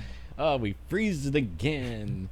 No, I just lost that portion of, and I believe it's right. Yeah, and we have it's constant. Hold on. Hello, you're on live with Paranormal Central. This is Jeff and Ellen. Hello. This is Ginger. Hey. I recognize that one. And Alan doesn't have a computer in front of him, so he cannot see chat. No. And everybody in chat is shouting out to you, Alan. Oh, right on. Let's shout out to everyone. They're sending prayers, and they love you. And I could hear myself in there. Did we? Alan doesn't have a computer in front of him, so he cannot see chat. Yeah, that. By the way, for those who don't know, this is Ellen's sister. And you're in Wisconsin, right? And they love you. Yeah, can you turn down your computer? There's a delay, so I'm sitting here waiting. Yeah, well, don't. You got to turn off your computer if you want to talk to us. Or turn off the volume. I'll turn it down. Oh, that's funny. Are you there? Okay. Yeah, I'm here. Okay. I really don't have much to say except for, God, it's so good to see Alan. Right. Yeah, I was shocked when he walked in. Yeah, I thought it would shock everyone. That's what I was looking for, was the shock thing. That's for sure. I cannot lie. I was crying when I saw you. Yeah. I love you so much. Oh my God. Why, thank you. Yeah. Well, I know the hospital, the nurses and stuff like that. Like they're working on me and taking care of me and everything, and they would. So what do you do? And I said, I like to chase Bigfoots, and they look at me really funny, And nowadays everyone has cell phones, and they could go on the internet. Right. And the next thing you know, they're coming in like, hey, you're the, you really do go after. Have you ever seen a Bigfoot? Like, yeah, I got pictures of them and everything. Just go check it out. I got them all over the place. Oh, it looks like are we messing up the Only live you would stream? see in I there think we're having a live. heart I attack. think we're live right now, but I Good. can't find the bar. How do I get the bar back up? Is it right here someplace? Go to the left a little more. Right there? Yeah, right there. It should be right there. Right there? Yeah, Not should coming be up. right there. Can you see us on live stream? Yeah, I think they can. It shows live. It shows like we're live on live stream right now. Ah. But for some reason I can't. It won't come up. No, Just doesn't. It's like it was Heidi's scary story. Yeah, It just I tell you, that's what it was. scared that thing right See, out but, of the place. But how do I need Yeah. a? Oh, is it right there? I don't know. It's telling me to. It's sort of kind of Working fine for me. Yeah, I mean you can see us, right? I can hear You can see us, Ginger, right? Right, I can see you and hear you. Yeah. Nothing's buffering. But I can't see. But when I try to go live here, it's we're already live, so I can't do it again. It's basically what it's telling me. So I don't know. It's working fine for me. Yeah. I just have that delay. Yeah, it's hiding on here somewhere. I can't find it. That's weird. Oh, so okay. All right, Ginger, we're gonna let you go. All right. Well, Bye, hey, Ginge. I Love you, ya. Alan, and everybody in chat shouts out to you, and everybody's praying for you. Lots and lots Install a of missing people. driver for you. God's hands upon you, brother. Thank you. That's for sure. We'll see you later. All right. Good night, everybody. Good night. All right. So, can you see if you can pull it up? Yeah, I will. All right. So, while Alan is trying to pull it up, we're still having technical difficulties. There is we got about 40 minutes. And I want to continue talking about some stuff that I want to show you some photographs. Obviously, you know me in photographs. I want to blow you away. That's my intent is to blow you away. So while Alan tries to find the bar, I don't know what you call it down there, whatchamacallit, that's missing. I don't know where it's at. It's crazy. And we're going to upload hopefully to 10, right? 10 is going to be coming up. Desktop 10. Control bar. Show control bar right there. But where to go? Now go down here if it's there still. There it is. Sweet. Okay. So, all right. Let's go ahead and continue on. That little hag came along and hid the control bar. You'll have to tell me how to get to that part because I didn't see it. So, okay. I don't know what I did. All right. Let's continue on with. I showed you a little while ago about the Minions. How it was on a folder for school kids. The Illuminati triangle. There it is. It's if you are a fan of the Minions, then you're not going to see that triangle with the all-seeing eye. You're just pretty much going to take it and buy it and carry it with you at all times, not knowing it's a subliminal message is what it is. Yeah, well, being a minion is not cool. I mean, a minion is like the dunce people, serfs, poor people, just the ones the king can kick around. They're his minions. Then right? The minions are the ones that does the king's dirty work. Okay, and stuff, well then let's take that. I mean, and that's what it is. Okay, then if and that is sounds like the correct. If that's the meaning of it, which I know it is, and I didn't think about this before. The Illuminati New World Order is basically trying to take control of the all minions. of the minions, millions and billions of minions, and they're making it sound cool, so that we're the minions are cool. But the people who are catching on, like we are here, are not going to be their minions, so they can't really, they're not trying, or they can't do their evil, dirty work against us because we're going to know it ahead of time. Except for the people who don't catch it. And let's talk about that. Matter of fact, okay, I bet somebody in chat could Google minion with the definition right now and put it on put it on chat so Jeff could read it. And let's talk about that, and let's segue to that lion with the Cecile. Ah, dude, I can't believe Okay, let's talk about that lion. All right. Okay, wait before. I mean, I used to hunt and stuff, and I don't like killing animals, and I would eat whatever I shot and everything. And I used to think it would be cool to shoot a lion when I was a kid. But you know what? I can't believe people are making this lion thing like such a big deal. I know. When there's babies being aborted. I mean, I think the bigger issue is the abortion. Okay, they're selling off baby parts. Okay, now and check stuff. this out. That don't you find it coincidental that this Planned Parenthood came out, right, and it was starting to get getting some traction, and then all of a sudden this lion thing just went bam, and put this in the back burner, and now the lion thing is and all the minions went. What? They killed that lion? And that's get the dentist, exactly right. The minions, the people, and I'm not, and I know there's a lot of people out there right now who are watching us and listening to us right now. They're probably shutting us off now. Right, or think that we're assholes for calling you that. But let me tell you something.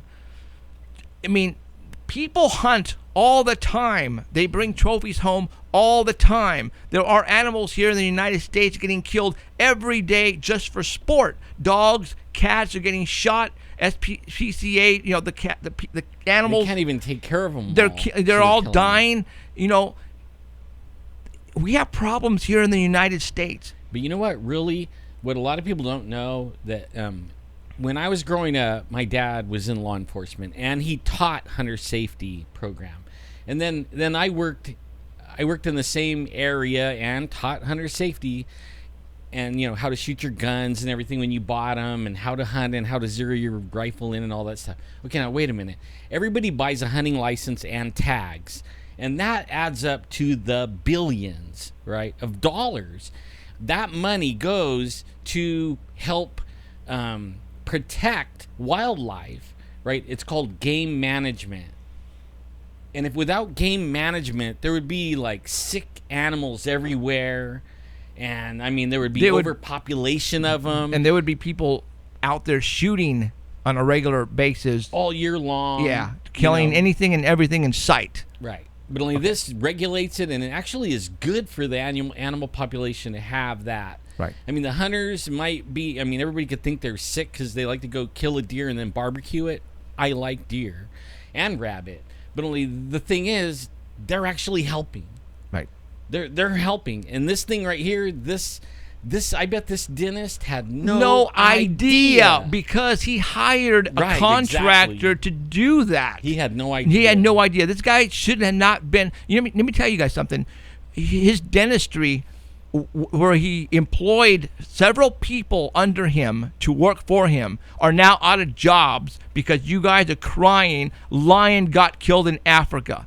All right. These people who are the secretaries, who are the dental assistants, who have families, who have kids to feed, cannot feed their families anymore because the dentist had to shut down his dentist office because you guys were crying about one freaking lion. Even the dude's hiding. Okay, the dude's hiding, yeah, because people want to kill him. Yeah. And then on top of that, he has patients who are probably had appointments, who probably have cavities and infections in their mouth, who needed to come in to get work done and now cannot get their work done because he had to close his dentist shop because you guys were crying about a lion. And I know I'm upset about this because there's a whole lot of more important things going on in this world. For one lion, for all you guys to get bent out of shape. I like animals, all right? Don't get me wrong. I like animals, but come on. Come on. Let's say, wow, that was a bummer, but let's not get all crazy about it like everybody is. Yes. There's like you were saying, there's people that are stealing children by the hundreds of thousands, and we're not even getting worked up. There is so much going on right now. We really should channel our anger of the lion into a different place. Yeah. And again, don't get me wrong. I love animals. We have 3 dogs and 2 cats here at this household. Yep. All right? 6 kids, 10 goats, 3 horses.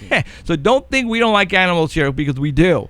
Now, but, it just so happens that this lion thing came out of nowhere. It really did. Right now, our government is with this Iran fiasco that's going on with the nuclear stuff, and then the Planned Parenthood. The one I just heard about that, and I think everybody should be more ticked off about this than the lion, and that is the deal that the president's signing tomorrow about how the electricity and everything is.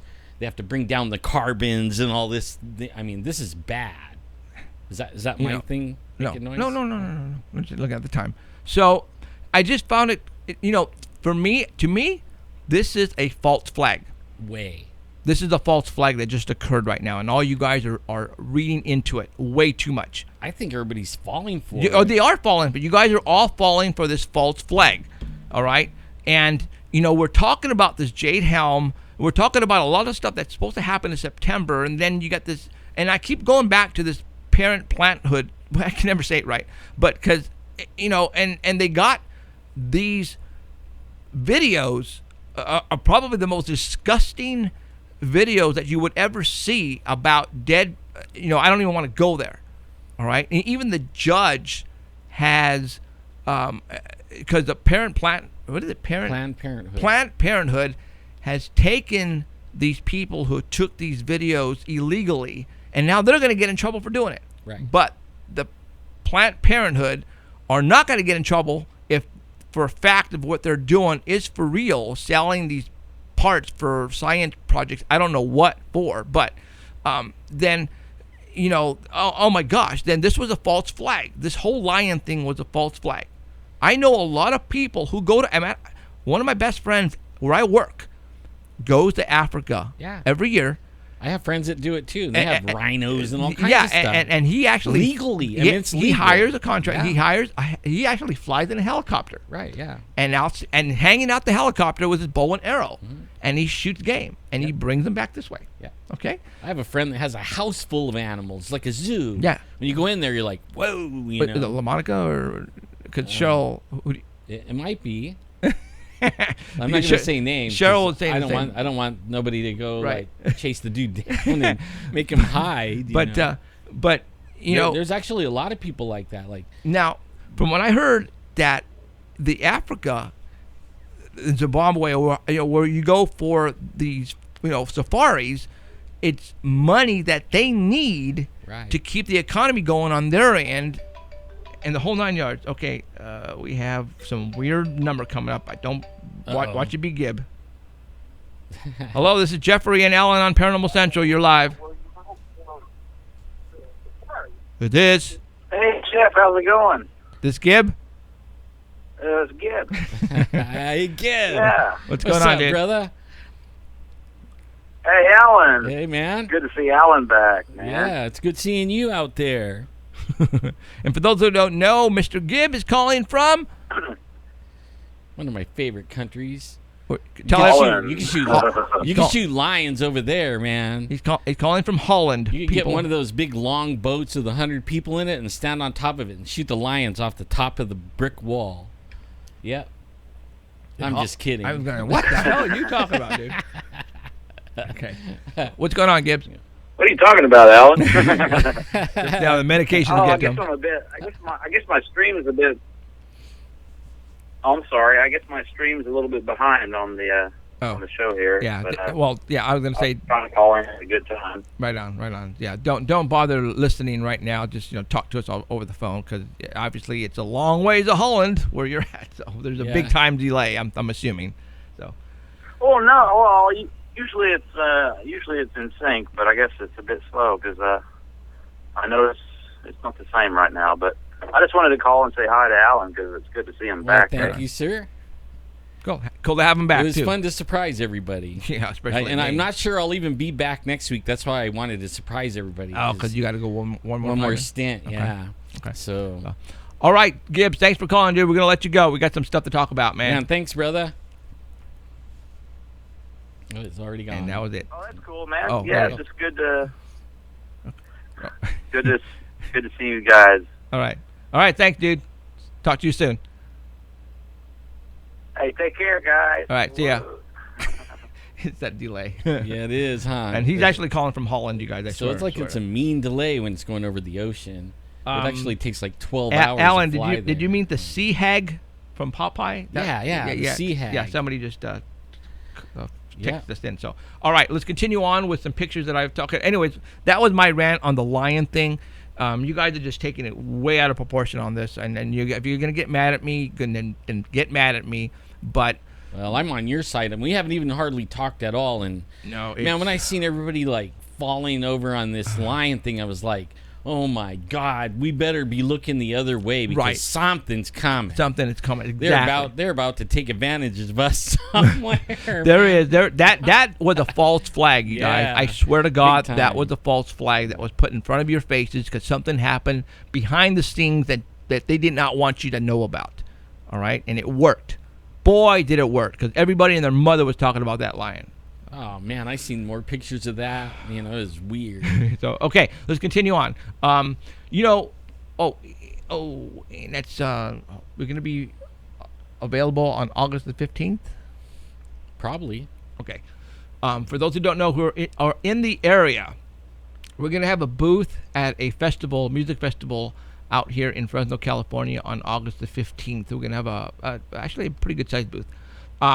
Everclear, Fuel, Toadies, American Hi-Fi, and a bunch of other bands are going to be performing all day. It's a one-day event at the Fresno Regional Sports Park, and we're going to set up a booth, and we're just going to kick back, and we're going to promote our name, and hopefully for all those people who want to come down and say hi, because we're going to be there just to let you know. Again, we're going to set some props up so you can take pictures with us and everything. Right. Well, supposedly my Bigfoot costume is being shipped off probably tomorrow. Cool. Maybe we'll have that to be set up. We'll see if we can make that happen. But I mean, we have just look around, pick something. Yeah. You guys want to have a picture in front of us. So we're going to set it up really nice. So just to let you guys know, for August the 15th, the Saturday, we're going to be at the Fresno Regional Sports Park in South Park. That's going to be big too, like 5 stages and right. like 3 different areas. I was hoping he would theme them, and we were being in the paranormal side right. or something. But he didn't get that far. But okay. So we're gonna be there just to let you guys know if you guys want to show up, buy some tickets. I think they're like $30, and actually that's pretty good, to be honest. Not bad for all day event. Yeah, for all these bands. So okay, let's continue on. They might have found the part of the Malaysia plane that crashed in the is it Indian Ocean, I believe it was. Flight 57, something like that. Yeah, they found what they have already said it was part of 777, which was that plane that went down. Now they just have to confirm and see if it was the actual plane. So the question is, okay, again, conspiracy theory. We don't know what happened to that plane. A lot of people said it disappeared through a portal because they, out of a trace. Not even the beacon was working. That's not supposed to happen. It's, they should have found out where it crashed, and no sign whatsoever. And then all of a sudden, poof, they found a piece of the wing. Yeah, and they're not even in the ocean. No, where are they? Actually, this was an island, and I don't remember where. But near the Indian Ocean, off of an island, this thing washed up off the shore, and somebody spotted it, and there you go. So, we talked about this when it happened, and only because we took interest in this because of who was on board at the time. And it was to make a long story short, there was some inventors of the chip, it's actually the CPU, like for your phone. What was the processor name of Livia? I know which one. It's one of the most real popular ones. Right. And what so happens that the 5 people who own the patent on that particular chip CPU were on that plane, and when the plane disappeared and crashed, now the patent and the ownership now goes to someone in the Rothschilds, I believe. Yeah, he's the only one left. So kind of that would be like, is that a coincidence? I don't know. Man. And you know what else too? That I think is kind of. This guy was my hero when I was growing up. Well, not really when I was growing up, but for my kids was Rowdy Roddy Piper. Oh, okay. And he did that thing. What was it called? They Live. Right. Hold on. Wait. Where is it? You have Boom. That. Oh, yeah. I was going right to talk there. about it. I was going to talk about it. Man, dude, that right there, they got that guy because he was coming out with it. He was telling the truth. He was saying that the movie he was in, which they called They Live, was a documentary. That's right. And I think it was. He was telling people, really, somehow, I guess, maybe while he was making the movie, it was just a movie to him, until probably afterwards, until people came up to him, maybe somebody in the know-how said, dude, what you filmed is actually really occurring right now. Well, he came to that conclusion. I was watching one of his interviews, and he was saying, some of the, because they did it in, I think he said 1988, okay? And then 20 years later, he's watching the news and living life, and all these things that they were talking about is happening right now. And he's like, oh my God. Subliminal messages in the music and in movies. Hello. This, it's not quite as transparent as glasses, and then all of a sudden you see the truth, but it's a metaphor. I mean, this That's is right. what it basically. This is what it's trying to tell you, that you don't really need glasses. You need to take maybe the shades off of your eyes so you can now see what's really going on, and that's what we're doing here at this show. And maybe we should quit worrying about lions, and we should be running out of bubble gum on all these dudes. And find out what's going on right here. Right. And all of a sudden, and most of the time, all of the time, when All the these people time. who are dying of Heart attacks. natural causes, Yeah. natural freaking causes. Yeah, but he was only like 5 years older than me. okay. And they said, "Oh, died of natural causes." I'm And like, that's it. And that's all they're going what? to give you. like everybody that I know goes and lives till they're 80 or something. right. They don't A live lot. All these 60. doctors that are dying of natural causes. Right. A massive heart attack right there, jogging like he's been jogging. Believe me, I thought about that, and I'm in the hospital and I'm thinking of what we do, and they start asking me, Right. And I'm laying there and they're like, "Oh yeah, you're having a heart attack." I'm like, am I gonna live? Are you guys gonna like turn the lights out right now? Right. Wow. Scary. So, yeah. So, if you guys want to do some more research on the Rowdy Piper, Yeah, man. Then, That yeah. is it. And I have the clip on my. go see this Have the movie. clip. If you haven't seen this movie, go and watch it. I don't know if it's on YouTube. I can't tell you that. Me I and don't Rick know. Anderson have been like messing with this for Yeah. years, man. We love this stuff Yeah, right this, here. this is the cool We were movie sharing that the came out. movie and everything. It's a good movie. Okay. Let's continue on. CERN. CERN. Okay.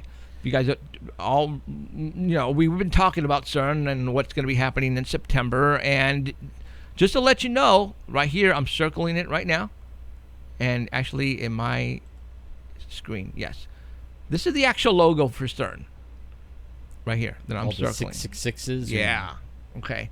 Now, even Rick came out and he went and pulled up the actual mechanism for CERN, and he said, well, Well, that's their logo. that's their It logo. really is but their but logo. but he tried to come up with an excuse of why it's like this. Well, again, They throw it right out there. there They're it not is. afraid. There it is right Yeah. there. But for the minions who can't get it, who don't get it, who are falling for this lion stuff, are not getting this.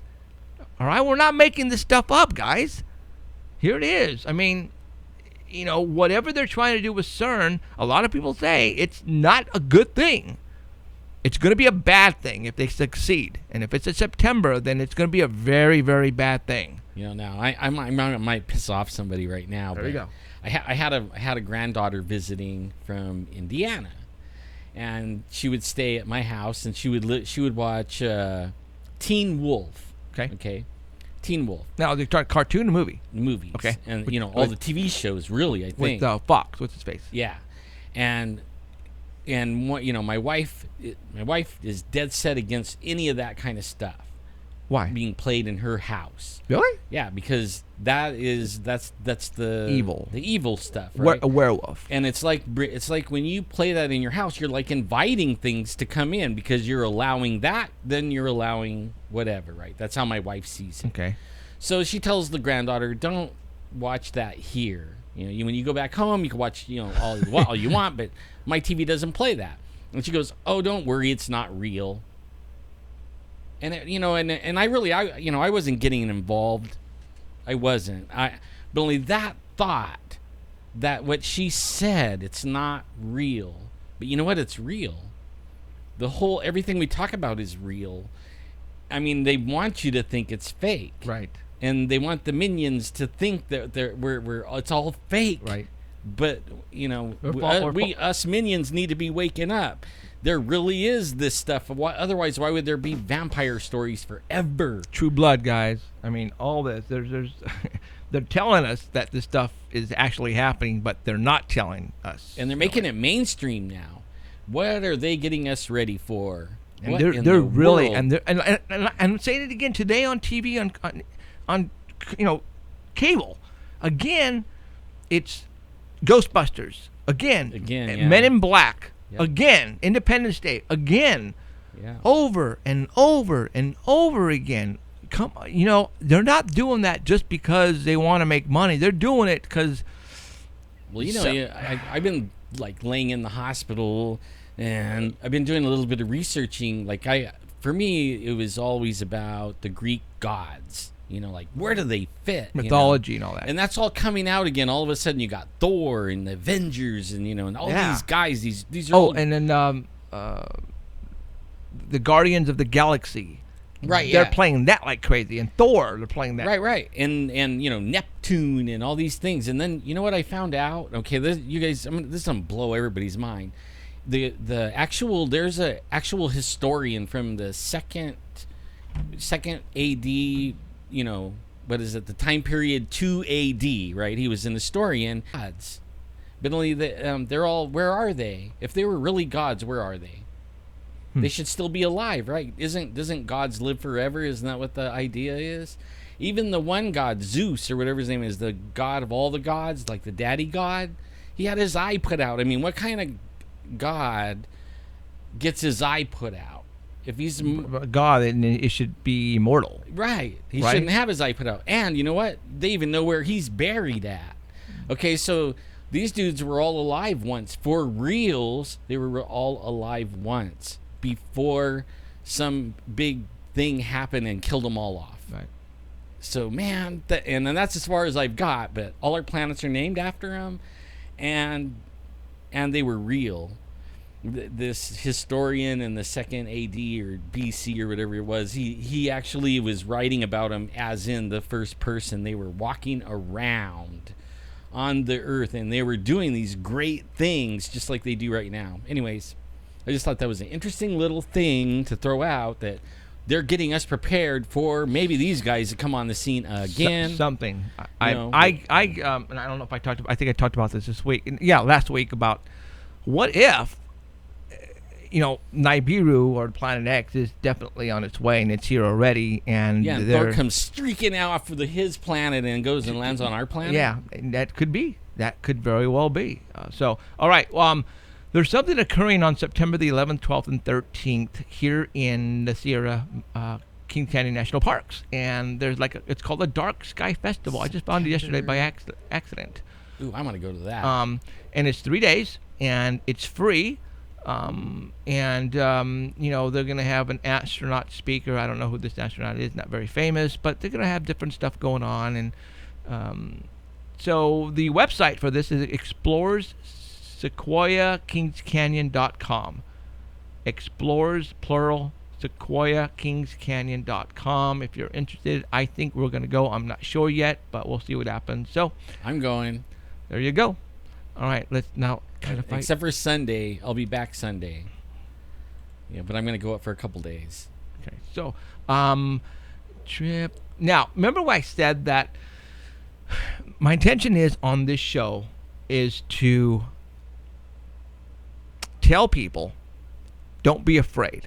If you have something, if you know of something that we should know about that's paranormal, by all means, come and let us know about it. We have on our website, paranormalcentral.net. We have a form that you can fill out. Very easy, 2 lines, and that's it. And you send it, and it comes straight to us. If you have something you want to share, tell me about. That's totally top secret. You can always call me on the 24-hour hotline, or you can text me at that number, or you can send us a form. If for some reason I don't answer you, then maybe it didn't get to us, and there's probably a reason for that.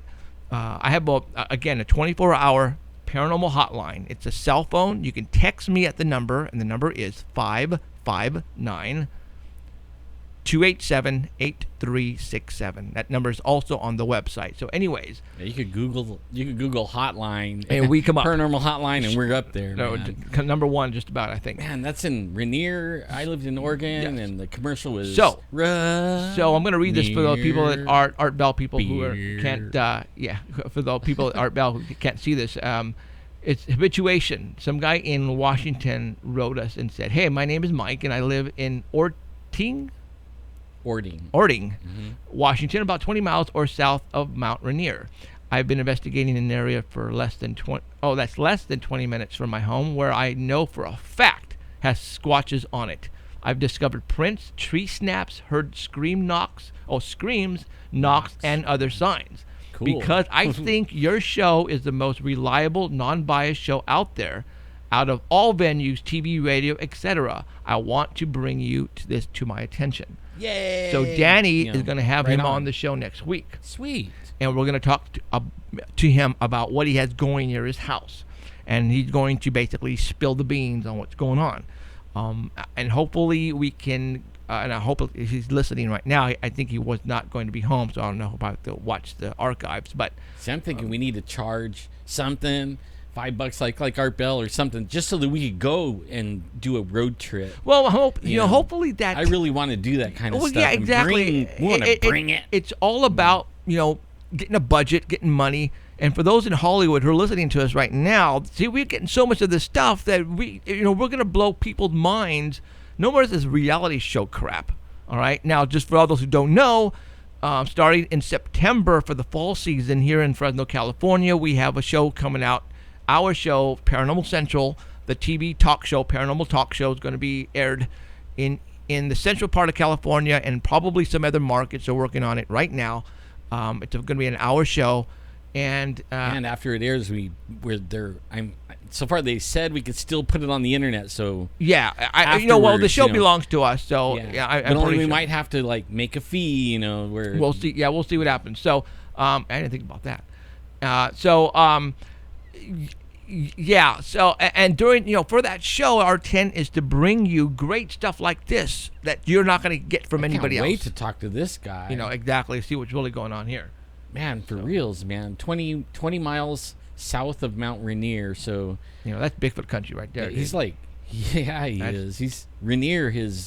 Mount Rainier. If you even Google that, that's like a high hotspot area for Bigfoot. Right, exactly. So is Mount St. Helens. Oh yeah, Mount St. Helens, big time. Yeah, they have Ape Canyon over there. Right. But anywhere at Washington, I actually have a cousin or something over there, and he emails me every so often. And he was saying that they were in their kitchen, and they've had Bigfoot right by their back door, and he'll scream so loud that they think the Bigfoot's in their kitchen, and the wife wants to move. That bad, huh? Yeah, and he said it keeps doing it, and he emails me every so often, until it keeps me up to date on what's going on, and he would love for us to go visit, but it's about a 10-hour, maybe 15-hour drive. Oh, long drive. But we'd have some place to stay. But he said it is scary. He even has a couple of recordings where he's outside and somebody's shooting, and you could hear the Bigfoot screaming. And he doesn't know if it's correlated, somebody's shooting at the Bigfoot, but he knows that somebody's shooting, and the Bigfoot screams, and then the Bigfoot will scream, and then there's some shooting, and it goes on for an hour. Wow. And all around up there in Washington. Right. Well, hopefully again, if we get this thing signed up and get a budget, then we'll be able to do that. So hopefully soon, guys. And if very, not, very we'll soon. still go around here as much as possible like we do. Yeah. Well, I have a feeling things are going to. Once we get it on the air, like I said, we're already talking to one channel in Hollywood, a big major cable channel, and I think they're just waiting for us to put it on the air. Yeah. So they need this. This has never been done before. No. What we're doing right now has never been done before. So they don't know what the numbers are going to be like. And I don't know if they're really looking for numbers here, because there's really not going to be that much promotion or actually any promotion put into it here. It's just they're giving us the time slot for free. They're not charging us. They said that we can go ahead and give them a commercial. They're going to air the commercial. Depending on what time, how many times they air the commercial, it's not up to us. It's up to them, because they're not charging us.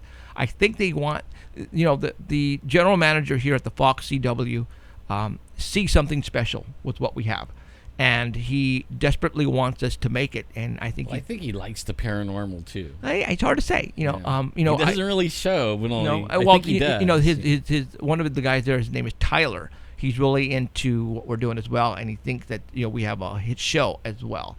And he's the guy who's working with a major TV station in Los Angeles that I think he's going to give it to them, and they're going to air it as well. So We're going to have millions of people in Southern California watching our show, and that's Hollywood. Hollywood are going to tune in, and they're going to go, "Who in the hell are these guys?" And then hopefully they'll come knocking on our door, and that's what our intention is. So all right. So how much time we got left? Oh, we still got 8 minutes left. We got a lot of time left. 8 minutes. You know, I don't like to tell you who we're going to have the following week. And there's a reason for that. It's because people are watching us. Other shows are watching us. And I know that for a fact. And they've actually grabbed our people. Like, it'll be somebody nobody's seen for a long time, and then we'll go and grab them, and then we'll see them 3 times before we get it. Well, what will happen week, is I'll announce it the middle of the week prior to the show. And then all of a sudden... They're on every show. You know, and we've, you know, an example, the Gallows. Okay. C2C had the guys from the Gallows after we did. Really? That's the only paranormal show ever, and to have these guys on. We were the first, and they decided to do, you know, to grab them and, you know, and do a show. It helped them. Well, yeah, I'm sure. I mean, yeah, Coast you has know, quite a no, following. yeah, but you know, so like I said, people are watching us, people are listening to us. You know, the stuff that I talk about here that other shows are afraid to talk about will start now they're going to start talking about it because people are interested in this stuff. You know, hidden messages in TV and the September, you know, InfoWars just came out with the video of all the things that I talked about 2 weeks ago. They put out a video talking about every single item I talked about, and it's out right now. They just put it out like yesterday, or the day before. And you know, hints in the movies about September 23 to the 28th.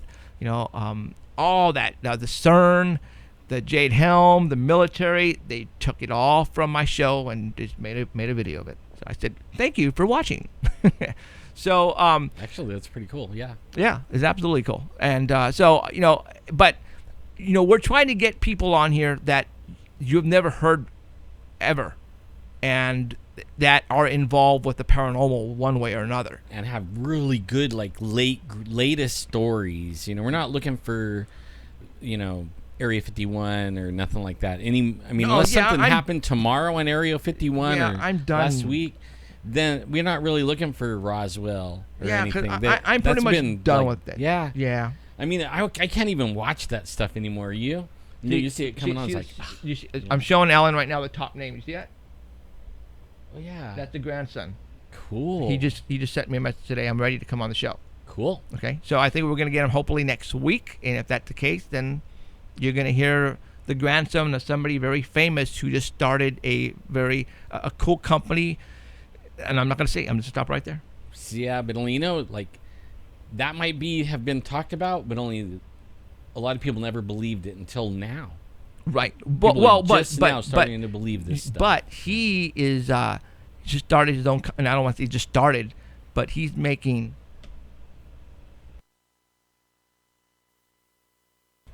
Okay. Oh, yes. Okay, so that's what he's I making can't right wait now. for this. So, and I'm going to say, well, where did you get the idea from that? You know? So, anyways, okay. Yeah. So that's going to be something very interesting to talk about. Okay, so let's see what else we got. Oh, we got about 4 minutes left. 2 minutes left, according to the people at. Yay, Keith. Hi, Keith. I know I can't say, you know, talk to you later, so I'll see you later, man. It was good hearing you for a second. So, hi, Alan. So, yeah, he was freaking out because he didn't know what was going on with you, obviously, because, you know, he's too busy with what's going on. He had no clue, so. Well, I wasn't really putting it out there, except for on Facebook. Right. But I got to say, man, you guys blew me away, Facebook.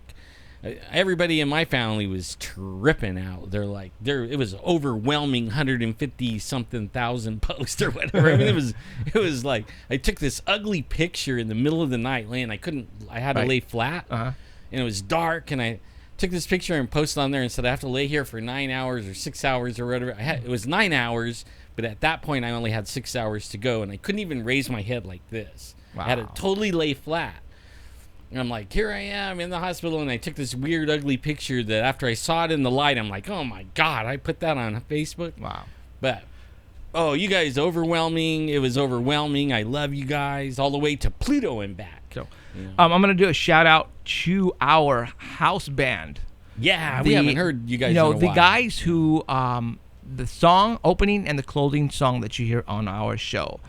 For those who don't know, in our actual TV show that's going to be starting in September in the fall season, we have our own band, just like the Roots and Jimmy Fallon. I mean, we have the whole package, you guys.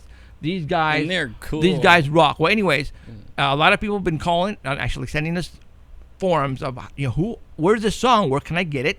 You can go to our website, again, paranormalcentral.net. It has all the information you want on us, what we've done, where we've been, everything. And there's a link to the band itself with links on how to purchase their music on iTunes and Reverberation. Again, the name of the song is The Unexplained. They actually wrote that song for our show, and they're selling a lot of singles on that show, on that song right now. So anyways, all right, I'm going to go ahead and call it a show, and I totally apologize that, of all the technical difficulties on live stream, but they suck. They did suck tonight. Yeah, big time. So, again, I want to thank you guys for showing up. My name is Jeffrey Gonzalez with Alan Thomas, Danny Valderrama, and Heidi Hollis. Thank you for showing up wherever you may be. We'll see you guys next Sunday, Good same night, time, guys. 6 o'clock p.m. Pacific. Have a good night, See you in a and couple I of hope you're weeks. into something that you can't explain. Take care. Bye.